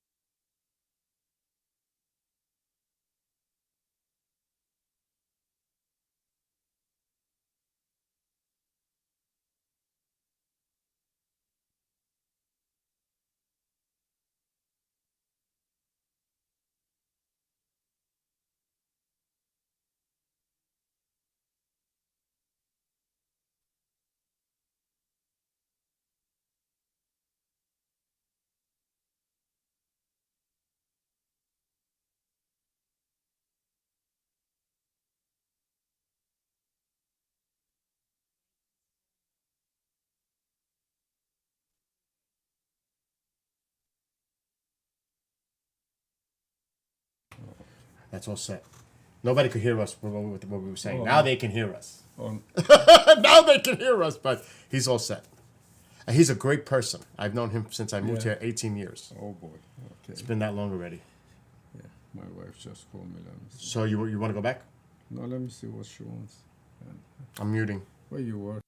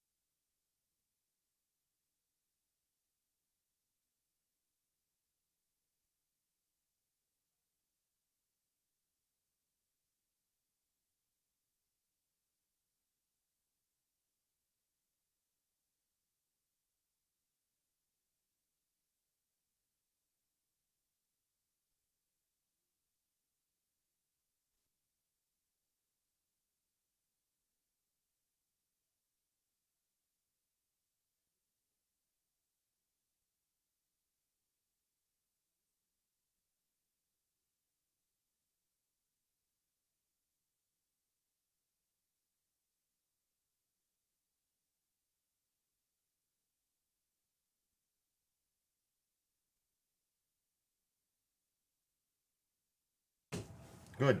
That solves everything. So how long you gotta stay online? No, I don't have to stay online. This is me. I'm not working. Oh, this is This you. is just me messing around. Oh, okay, okay. This is what I do on the side to have fun. I play video games. I do all kinds of stuff. Yeah. So you ready? You want to go back? Yeah, yeah. I think Let me show you. She's gonna call us. Let me show you. Look how I put those two speakers over there. PA system. Yeah, walk over that way.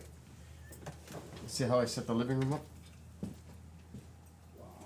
I put those two big speakers and it's hooked up to the TV. This is like studio, man. Oh yeah, this is like a major studio. What is that, 75-inch TV? Yeah, That's what I have. yeah, I love it. Yeah. I don't need to go to a baseball game. I can watch it right there. Oh, well, yes. It's better. Yes. It's Of beautiful. course, of course, of 70 course. and the 75-inch TVs. They're not even that expensive anymore. No, I was checking because I gotta get one, my grandson room. It's a small room, so I gotta get 55-inch. Yeah, But right I now. see 75-inch, $500-600. Yeah, now's the time with Black Friday. Yes. Now is the Yeah. time. What brand is your TV? I don't know. Let me look. I gotta see. Oh, it's just a bullshit one, Hisense. But they work. No, they work. Doesn't matter. Like because- these monitors I have for screens here. Okay. I've had these for years, and they're bullshit brands. Okay. Talk to me. Because I was checking and I saw Hisense. It's cheaper than I've had that for a couple of years already. and the picture quality is great. No right? problem. Then I'm gonna get the Hisense. These are TCLs, all of them. They're the same. One, Yeah. 2, 3, and 4. They're 32-inch. I paid like $110 for each one of them. And they were I've had them for years, no problem. So if you take care of stuff, it lasts. Yes. That's the bottom Yes. line. Yes. All right, let me walk you over. You don't need jacket? Man, I'm used to this weather. You crazy? you're young man. So good. At least you got that solved. Should we go all the way? You can leave it like that, because I'll just close this. Oh, she's scaring me this hand, man. Over there. The alien hand. So yeah,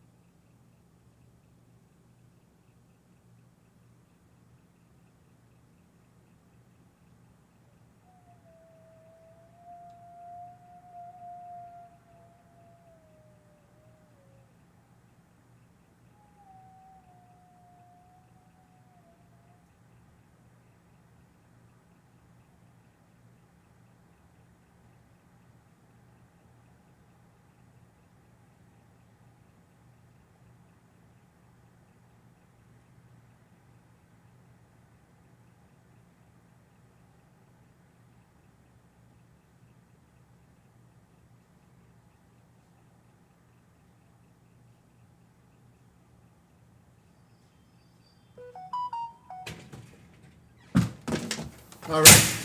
I scored. First of all, she made me a little cake before she leaves. That was sweet. But he worked for Pepsi. He put a transfer in to Pepsi in Florida because that's where they're moving.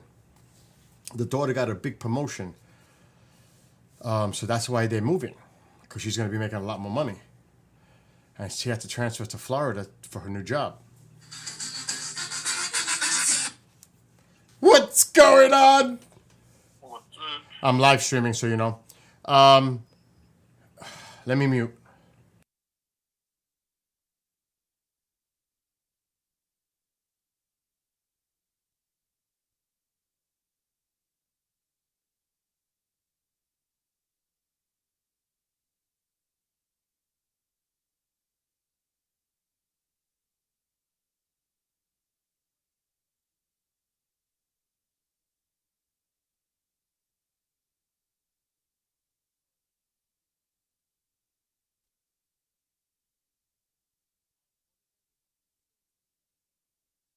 All right, you too. All right, later, bro. All right, bye. Bye. So, he worked for Pepsi. He's got a Red Bull case where they put all the Red Bull sodas, you know, the drinks, brand new. I said, are you taking that? He goes, no, if you want it. I said, does it work? Yes. And I'm going to plug it in to make sure I'm going to test it for you.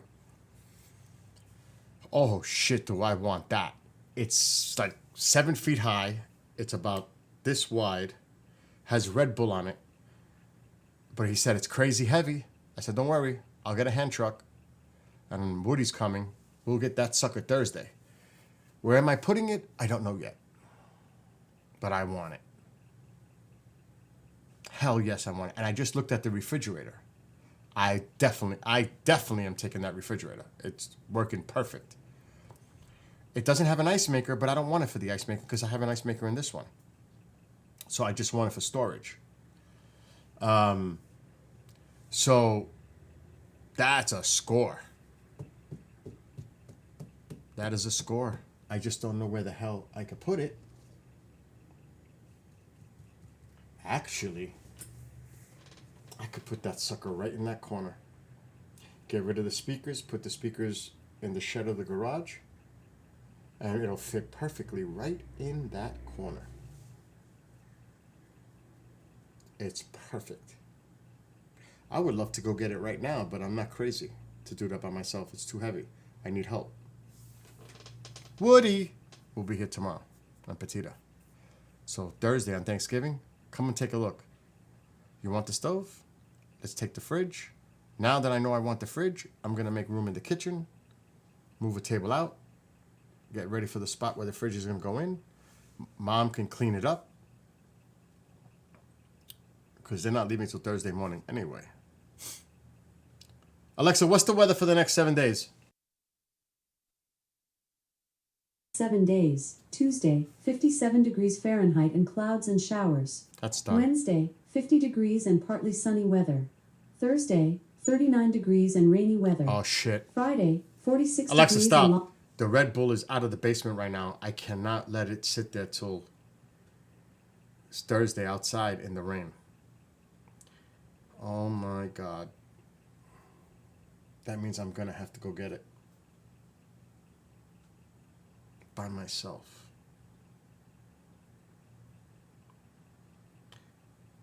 And I'm going to have to wheel it in the other door because there's stairs here. I have to wheel it through the other door, come in through the living room, and bring it this way, which is a nightmare. Let me see if Sade is still there. He can help me. Fuck. It's always something.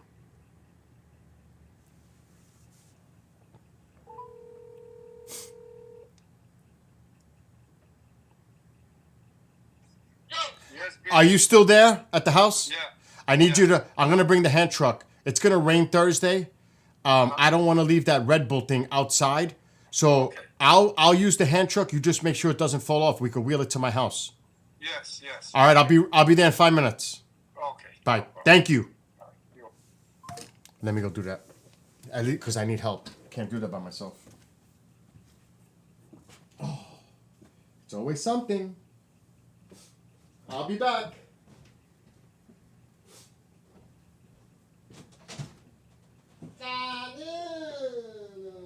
Mom, I'm very busy with Save. What?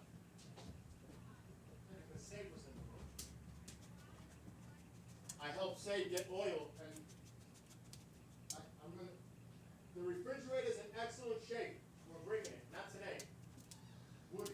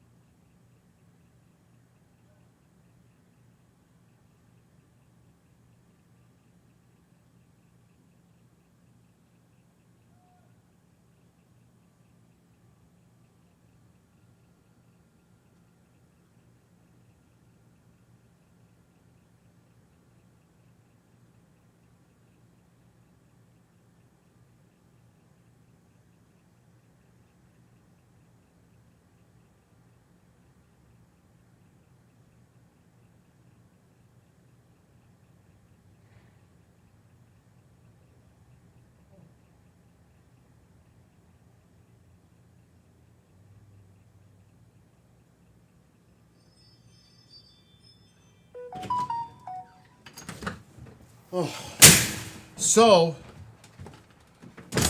we're gonna run it for an hour. It's plugged in and it's lit up. It's nice actually. It lights up with like a neon light. Lights up inside. But we're gonna let it plug in for an hour. Then he's gonna call me if it's working, refrigerant wise. Because I'm not just gonna bring something here that's a piece of junk when he's loading up a dump truck to dump it to the dumpster, to the garbage dump. I'm not gonna collect a piece of shit. What am I gonna do with it then? They've got a truck there. So he'll call me in an hour, and if it works, he will help me with the Red Bull thing to my house, which makes a lot more sense. So we're gonna let it run for an hour and see how it works. But that would be a nice addition. But I'm definitely getting the refrigerator. Definite. I gotta get my dolly in the shed somewhere, which is a mission in itself to find the dolly. I have a general idea where it is. I've got the hand truck, worst case scenario. But the dolly would be easier, just to push it. So we'll see. But I hope that Red Bull thing works, because that's a great thing to keep refreshments in it. Anything, because it's refrigerated. It's like having a half a refrigerator.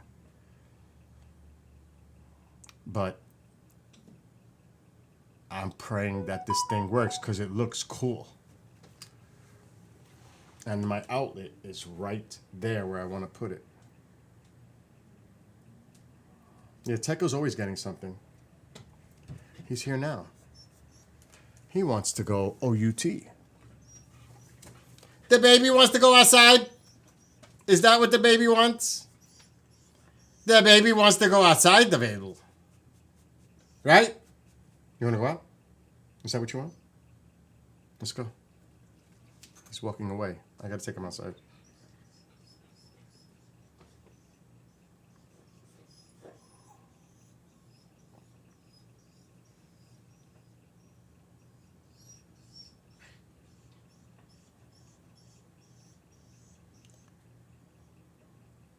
So the Yankees and Mets, the Mets have offered $700 million 15 years for Soto. The Yankees offered $690 million for the same amount of years, so $10 million less. Does he want to go to? What's that now?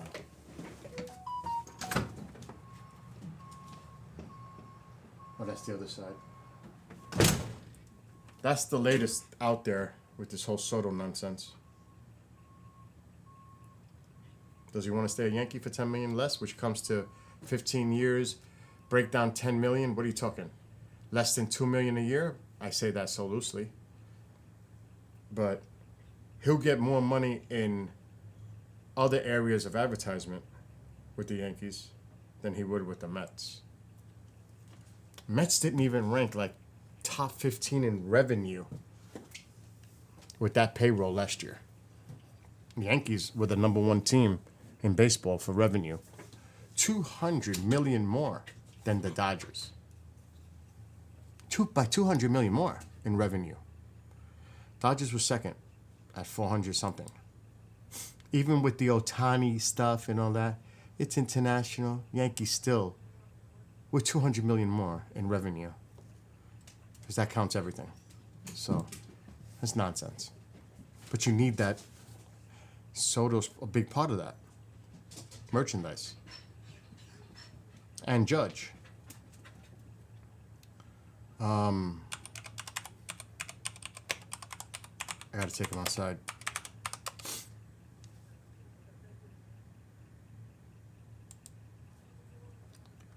And, you know, people put out whatever the hell they want to just say without looking at the data. We know that in general. It's easy to talk, but you gotta have the data and numbers to back you up. Right? Kinda? You think? I would hope. So here's the actual statistics of data of revenue for 2024 from baseball.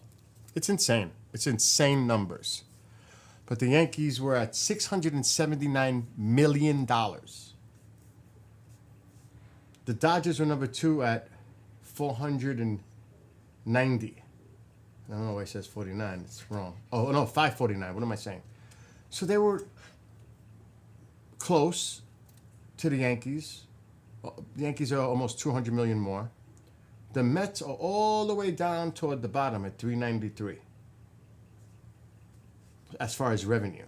The Yankees almost doubled the Mets' revenue. So as far as merchandise and stuff like this, marketing, the Seattle Mariners did better than the Mets.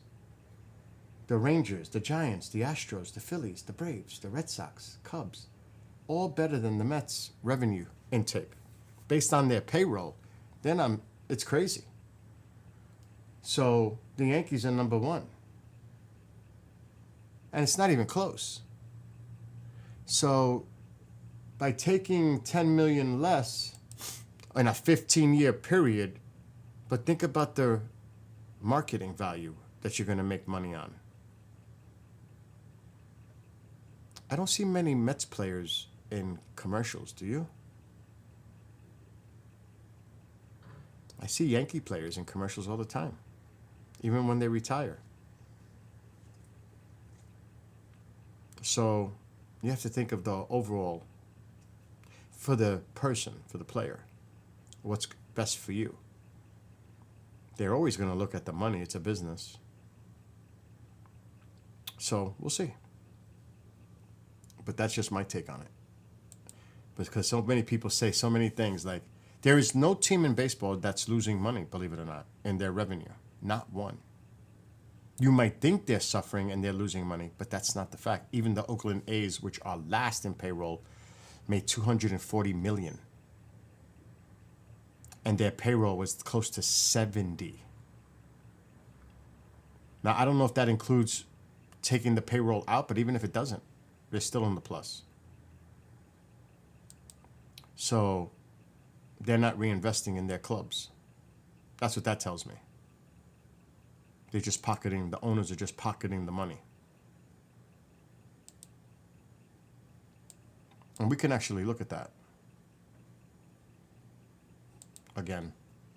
So let's look at the whole thing. Get full access. Screw that. I'm not paying shit. You're nuts. Additional information. You gotta be kidding me. Are you nuts? Are you absolutely nuts that I'm gonna pay for a list? You're crazy. Baseball revenue 2024. There's plenty of other places to look for this. Forbes.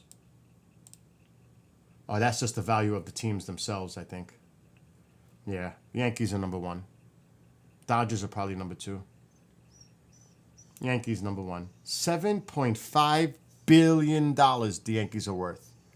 $7.5 billion. The Dodgers are in second at $5.5 billion. So the Yankees are worth $2 billion more than the Dodgers. Then the Red Sox. The Mets are up there. They're at 3. As far as a franchise. But the Yankees are number 1. It's a major market. Major history. Let me see. Revenue. MLB bigger than last season. Here, that's that same site.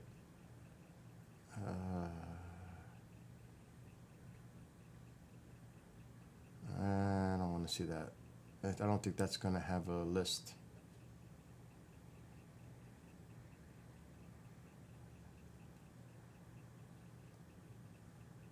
That's just some bullshit.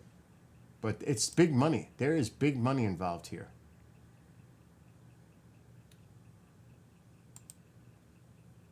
And the Yankees own their own television network. They own the stadium. They own everything. That's why they're worth that much.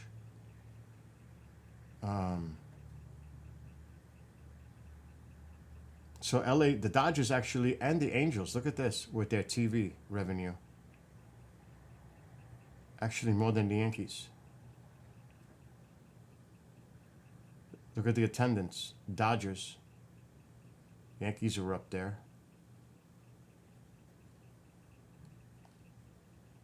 Oh God, agents' money. That's crazy how much these agents are making. Damn, that site doesn't work. It's gonna be the same site. That's some bullshit that they want you to pay to see the whole thing. That is so stupid. I mean, really, what the hell's wrong?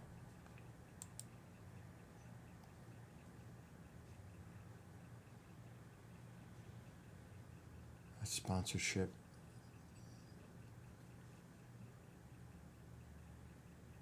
Okay, revenue. That's old. Yeah, so this is all BS.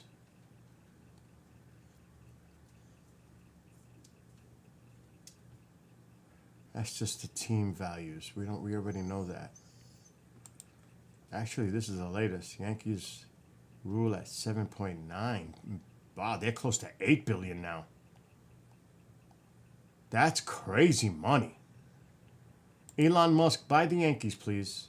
Elon, take it from Steinbrenner, please.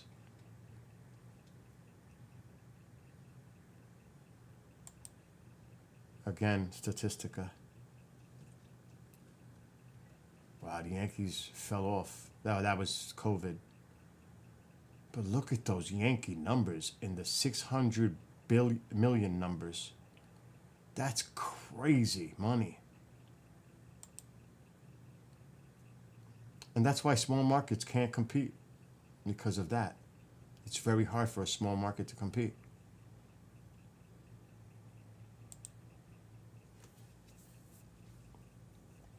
Oh, this is different. This is bullshit. So the NFL is number one of all sports. Baseball is second.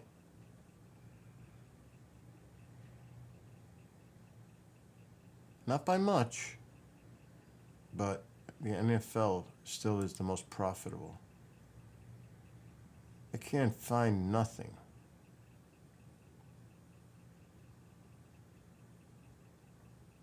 Yeah, see, this is the thing. The bailouts for these smaller teams. MLB will redirect luxury tax dollars to help teams losing TV money. Are you fucking kidding me?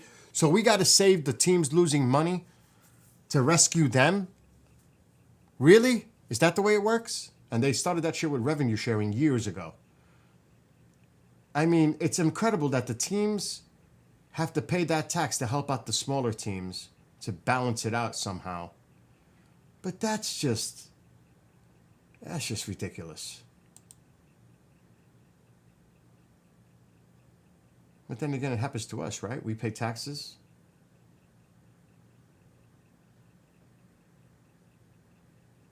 I'm trying to see. These are old freaking numbers.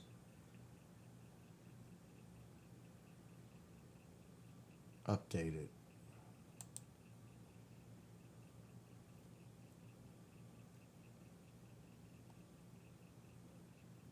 Of course, the big market teams that play in the big markets make the money.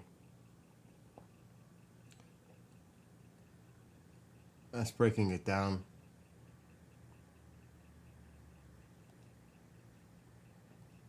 It's actually breaking out all the things here.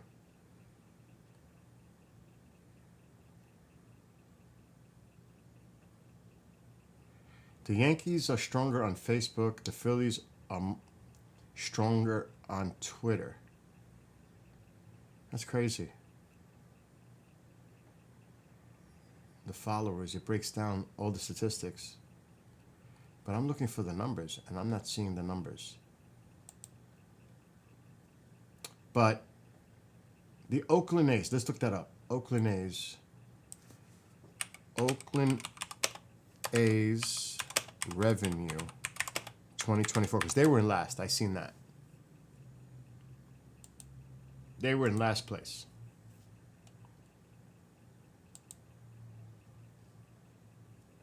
This is such bullshit. How it blocks it. Look at this.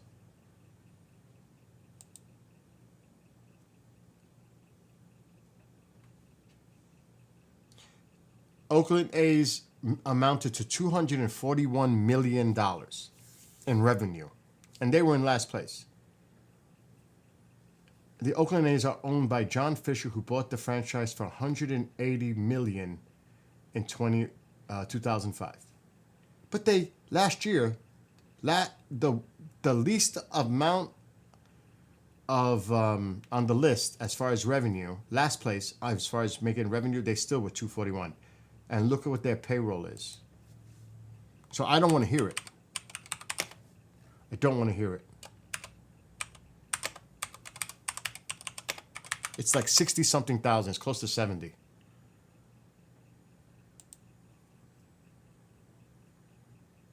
And they're moving. Okay, total payroll.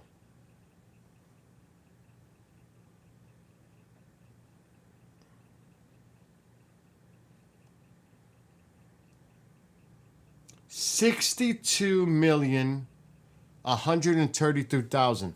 So 62 million in payroll, but their revenue was 241 million. I don't want to hear it. I don't want to hear it. So the owner's pocketing the money. And then these teams are getting luxury tax money from the bigger teams. That is bullshit. The owners just profit and pocket the money without reinvesting it in their teams. And the Oakland A's were last in revenue. Last. Meaning the other teams above them made more. So you look at what their revenue was compared to what their payroll was, the numbers don't lie.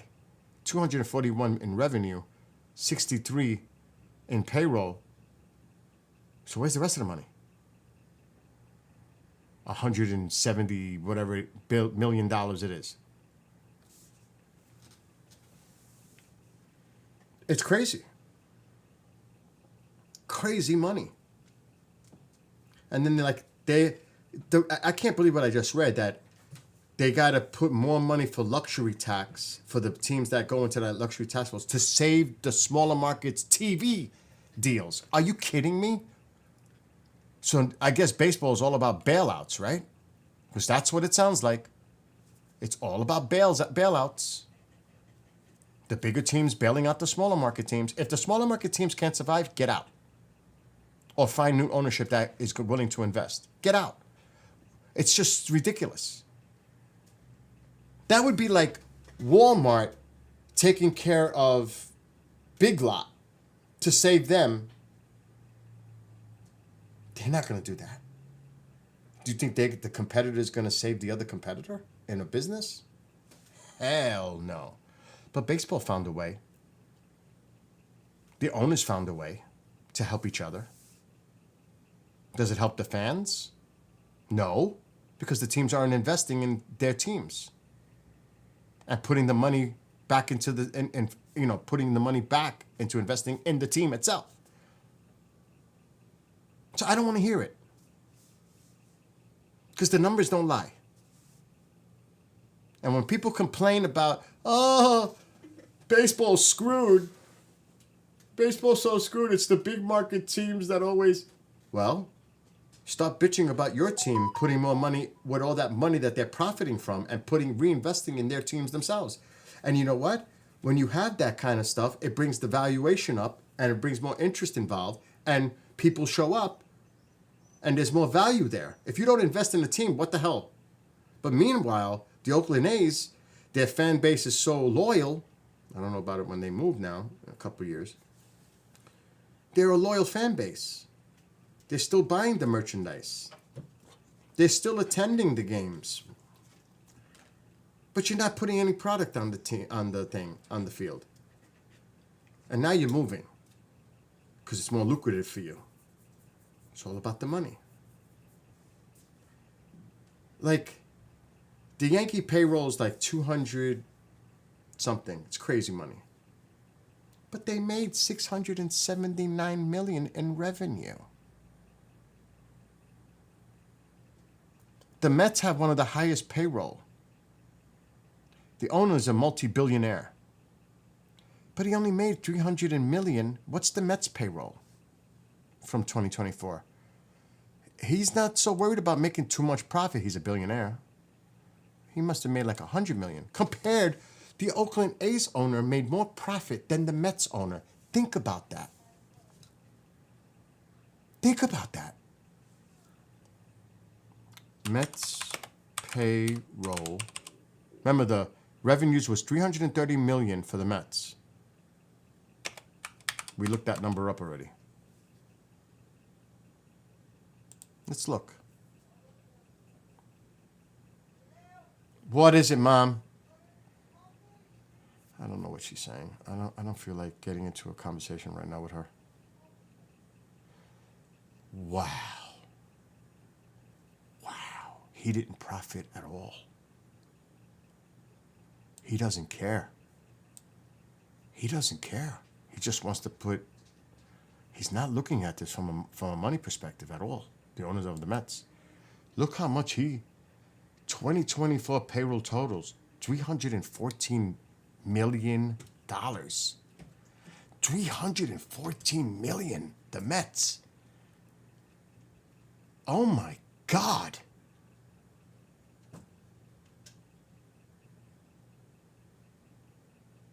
Holy shit. And what was the baseball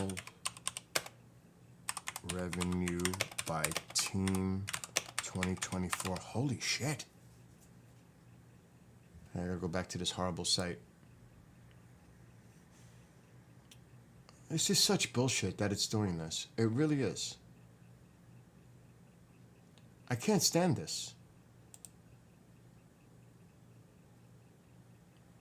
All right, so the Mets. Okay. The Yankees were 6. Here we go. I'm going to bookmark this because I'm never going to find it again.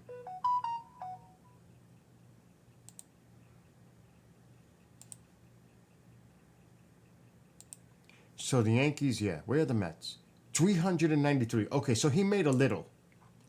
393, his payroll was 314. Say 315. Say 314. So he made $80 million in profit. Only 80. I mean, compared to the Oakland A's owner who made $140 million on his team without investing. Tycho, cut it out. You're going to go outside. Put that down. Put it down. Give me that. You run off with stuff. No good. No good. Okay. And now who the hell's messaging me? Leave me alone. Sometimes I feel like I'm a freaking operator. Like an operator controlling all these phone calls and messages and everything. It drives me nuts sometimes. It really does. For real. It gets to the point where just leave me alone for an hour. All right. Okay, anyway. I'm waiting to see if the Red Bull fridge works. He's going to call me in an hour to make sure it has refrigerant. I'm not going to take it unless it works. But again, so he had 314 in payroll expenses, the Mets. But he made in revenue 393. So he pulled in about 80. But again, in last place is the Oakland A's with a payroll of 63 million, but their revenue was 241. Even the Red Sox, the worst team in baseball this year. Because of their hardcore fan base. They made 288 million in revenue. What is the White Sox payroll? And this is what just drives me nuts. Because they're not reinvesting.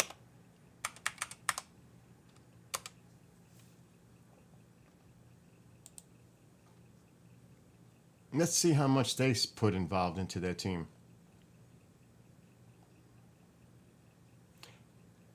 See, now they had a bigger number. Look at this. 132. 132 million. They have a lot of teams that I'm sure they would love to dump. So 132, but their revenue was 288. So the owner is pocketing $140 million on that team that was putrid, to say the least, but still made $140 million in revenue on the plus side. It's crazy. There's no team here that I could see that is losing money. These are all the revenues they made, the amount of money. Look at these numbers. And then the top tier, Yankees, Dodgers, Cubs, Red Sox, over the 500 million revenue. That's 2023, actually. That's even crazier. Let's see 2024. Why is it putting that up? Oh, there we go. Extend, the Yankees 679. Okay, but that's still, it's insane money.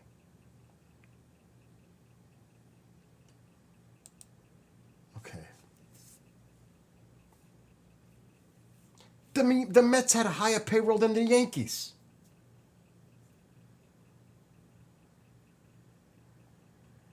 And look at this. It actually, those are 2023 numbers. It's even less.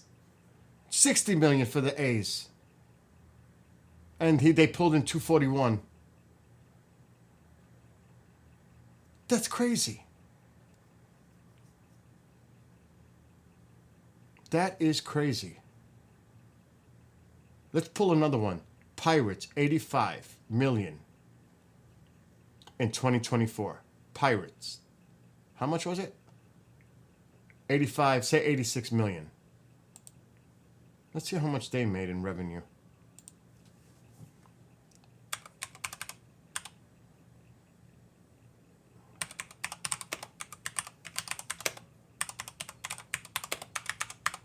Let's see. I hate that site. The Statistica wants you to pay. It's ridiculous. Wow. They're worth 1.32 billion. I'll just do it anyway because it's... So say 85 million in payroll. $309 million their revenue for this year, compared to the 85 million they spent in a payroll. $309 million in 2024 for a team with a payroll of 85 million. Wow, is that owner doing not so bad, huh? 85 million in payroll. But their revenue was 309. Now that includes TV, all the other stuff. But still, where's the investment for the team? The owner's not putting it back, obviously. The Nutting family bought the Pirates for $92 million in 1996. Well, he got his money back last year almost by 3 times the amount in 1 year in his investment, the Nutting family. But that's crazy.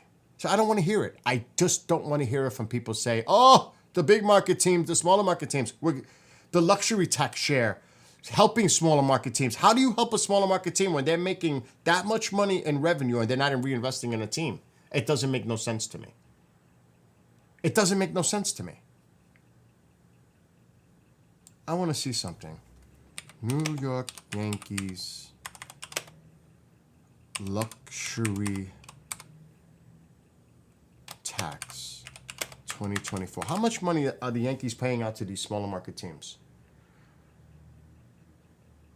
48 million?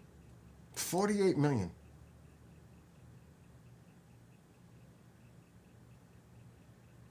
This was earlier this year.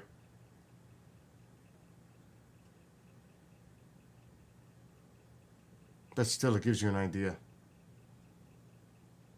Third highest collective bargaining.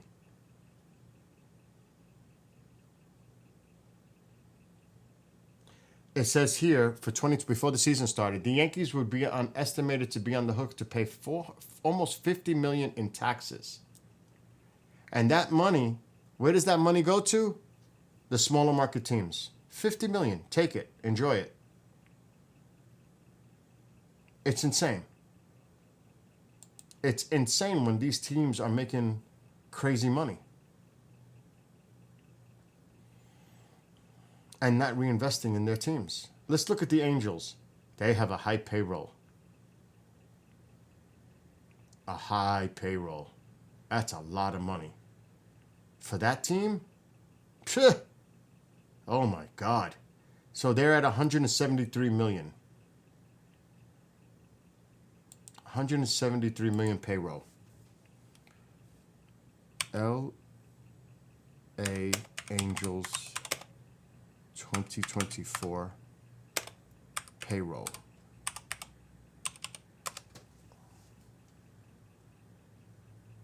So we know that, just to make sure.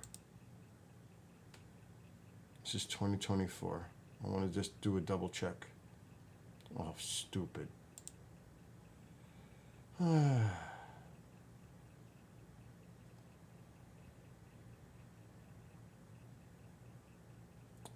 how much was it? 184? What was it?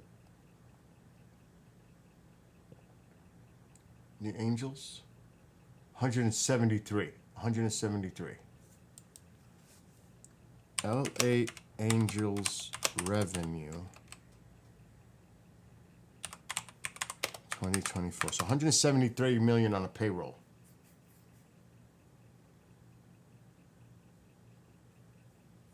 That's unusual. Let's take, I think the LA is getting it wrong. Let's just put Angels. Oh, it's coming. Statistic.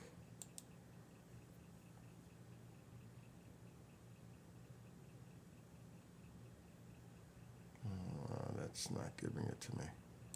I gotta go to the top one. 173. 388 million in revenue.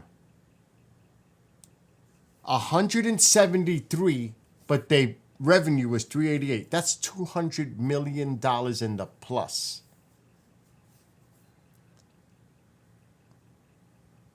Increased around 4.5% in 2024. And that's without Ohtani. Look at this. So again, when you hear them bitching and moaning and complaining about the money and these teams that are paying the luxury taxes to give to them, I wouldn't give them a dime. Unless they reinvested that money. That's the rule they should make. We'll pay you a luxury tax, but you got to reinvest that money completely into your team and not pocket it. That's what I would say. If we're going to pay a luxury tax, you have to invest that money into your team, whatever you're getting from us. You're not just going to take our money and pocket it into your pocket as an owner. That's BS. Something needs to be done with this. Because this shit ain't right. Artie Moreno is making $200 million profit off his payroll is 174 million, but his earnings was 388 million. That's over $200 million. Where's the investment in the team? You're telling me you can't increase your payroll by 50 million to make that team better? You know how many decent players you can get with an additional just 50 million in payroll? Come on. Come on. You can't cut into that $200 million profit and go to 150? Like 150 is not enough? Get the fans in the seats? That'll get you some earnings right there. So the whole mentality, the whole business model is screwed up. And like I said, I don't want to hear it. I don't want to hear about it when they're not investing in their teams. There's no teams losing money here. Even the Pirates and the Oakland A's are making tens of millions, if not $100 million in profit. And their payrolls is 60 million. Because I've heard people complain about it. Oh, baseball's bad. baseball's just out for the top revenue, the teams. That's bullshit. Because when you look at the numbers, those smaller market teams are not reinvesting the money, and they are profiting, and they're getting money from the other teams in luxury tax and revenue sharing that they're not investing it. The owners are pocketing the money. Until the owners start putting the money in, the fans should be complaining about that. Look at the amount of payroll compared to revenue and then say, okay, this is what they're making. They need to put more invested into their teams. You can't blame the upper tier teams. You can't. It's too bad. It's the business model. That's the problem. And of course a big market team's going to afford it because they make more revenue. Yankees made $679 million. How do you compete with that as a small market team? But that just happens to be your location. It is what it is. You're going to bitch and moan about it. You can't. That's just the way it is. But the team is according to its demographics, fan base, marketing, merchandise, TV contracts, all that stuff. Again, the Pirates. Payroll, what was it, 85 million? But their revenue was 300 something? Are you kidding me? Where's the money going? Nowhere. It's going in the pockets. There's no reinvestment. But they still don't care because they're making tons of money. The fans still continue to support these teams, no matter what. Think of the smallest market team and look through the comparisons. Revenue to payroll. It's insane. So when you look at the numbers don't lie. It's BS. I'd be pissed as a fan from these smaller markets and you see these numbers and they're not reinvesting in their teams. I would be pissed. Again, as a Yankee fan, your payroll's $300 million, but you're making $679 in revenue. And you're complaining about going a little over to get a player? You're profiting $350 million and you're bitching? Are you serious?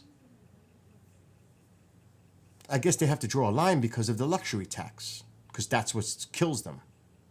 Giving it to smaller market teams. Who knows what they do with that money? I'm telling you, they should do something about that. Any luxury tax that is paid by a bigger team must be reinvested by that team back into their team, not pocketed by that owner. There has to be some kind of a rule there, because that's just insane. That's absurd. Oh, we're just going to take the money out of our pockets and freely give it to you, and you're going to put it in your pockets now. You're not doing bad. You're profiting already. What, you want more? No. That money, reinvest into the teams that we give it to. Bullshit.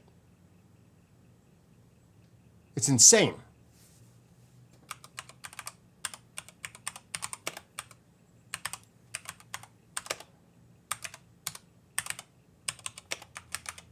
I would be pissed as a fan if you did the homework like this. So the Pittsburgh Pirates payroll in 2024 was $85.4 million. 85.4, remember that. Say 86, let's just say 86. Pittsburgh Pirates, small market, 86 million. What was their revenue? Just remember, 86 million, say.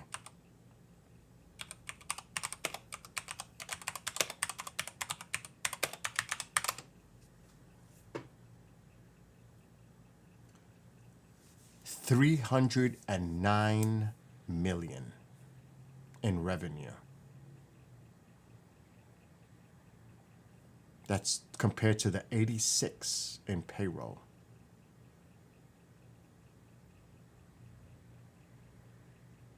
That owner pocketed $220 million.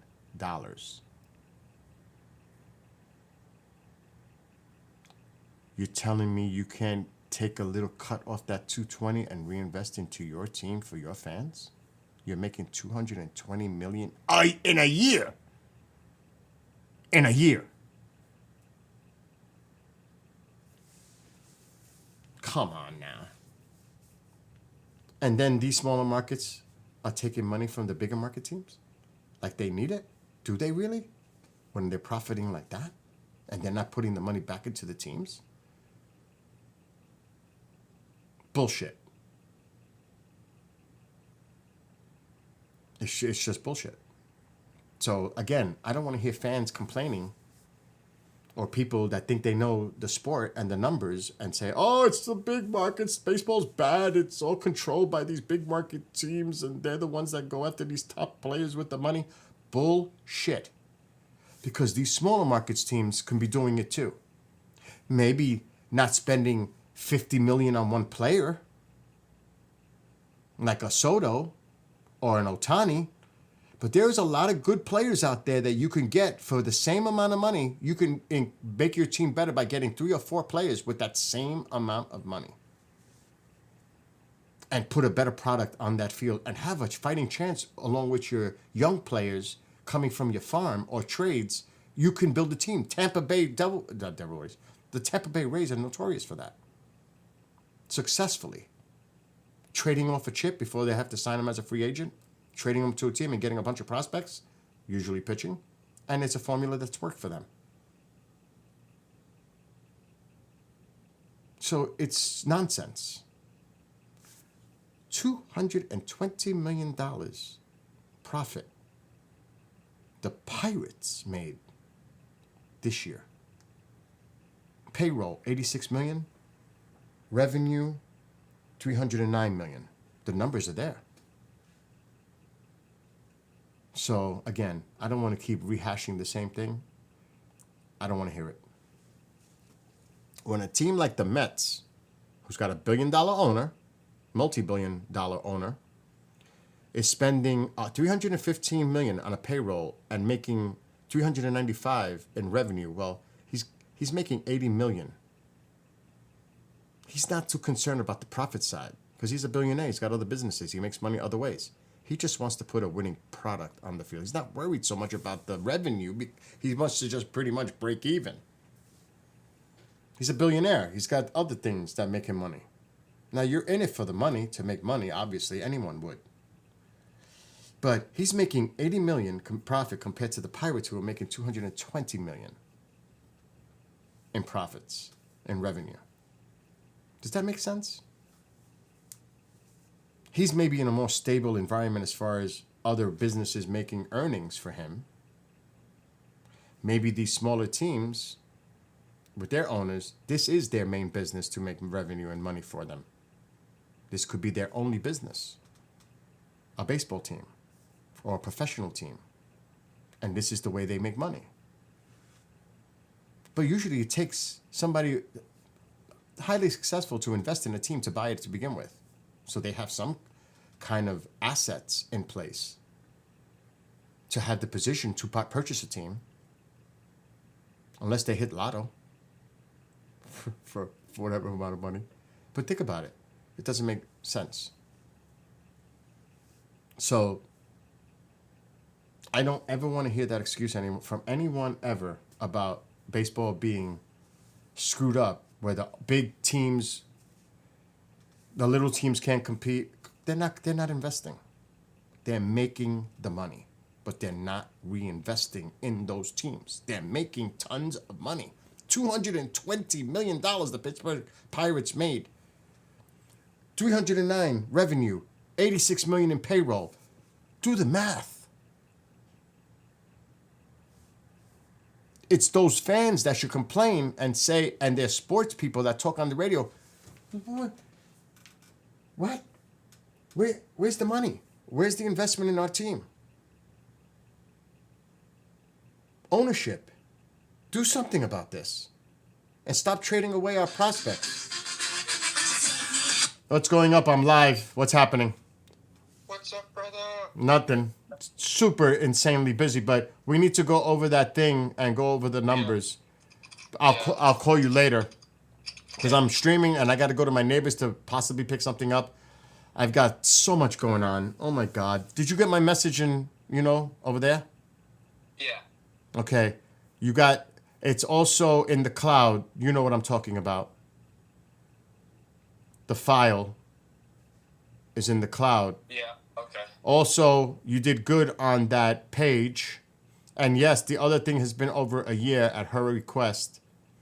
But we'll talk more in detail later.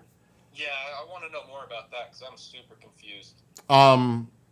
Listen, what time are you going to be free? Because I'm going to end the stream in a minute because I got so much going on. Yeah, I'm just working on stuff right now. So you're available? Because I want to get that out of the way so it's the one less thing for me to do. Cause Right. Yeah, I'm available. I got a lot of shit on my list preparing for the station and everything else here for Thanksgiving. A lot is going on. All right, so give me like a half hour and I'll call you back. Okay. Alrighty, bro. Love you. Alrighty. Bye-bye. Bye. Repairing my LG monitor this weekend. It's a 4K monitor. I'm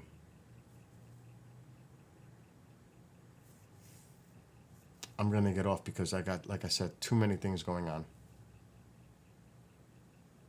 My head is spinning from everything that's going on around me.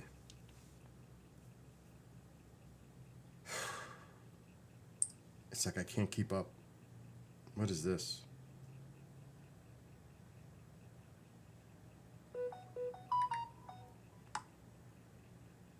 Delivered. Post office. Okay, that was the Iron Maiden poster today.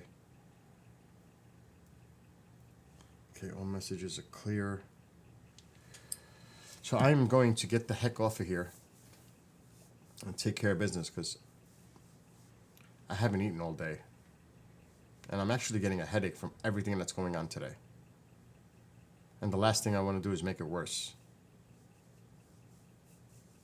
So I need to just digress and relax. And I'm going to smash my phone soon.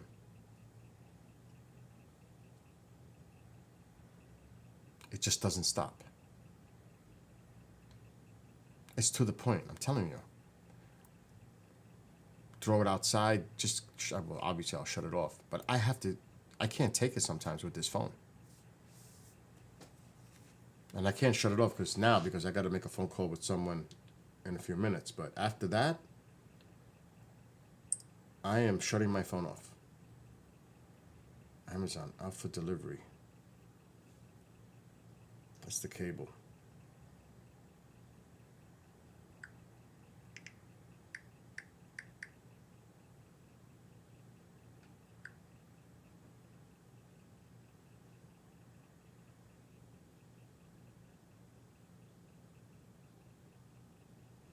Okay, 4 o'clock.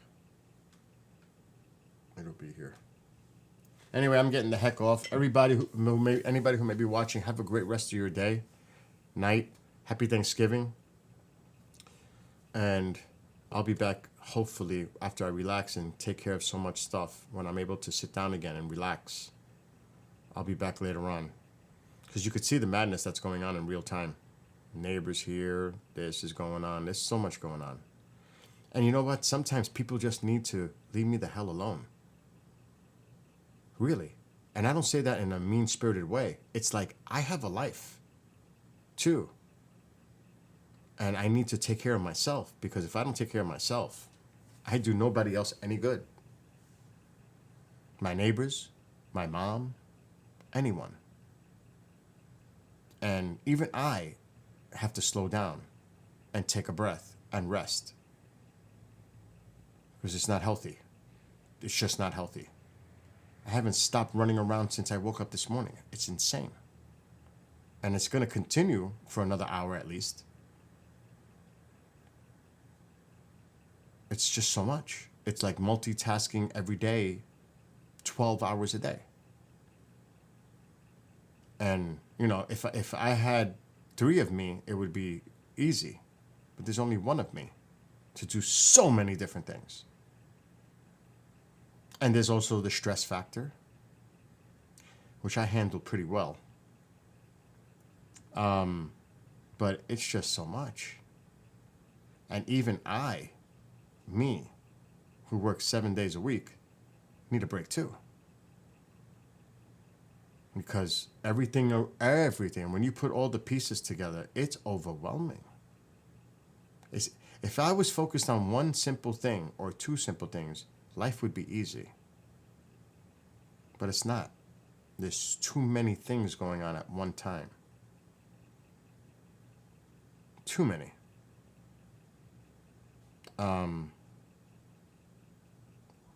Who am I talking to?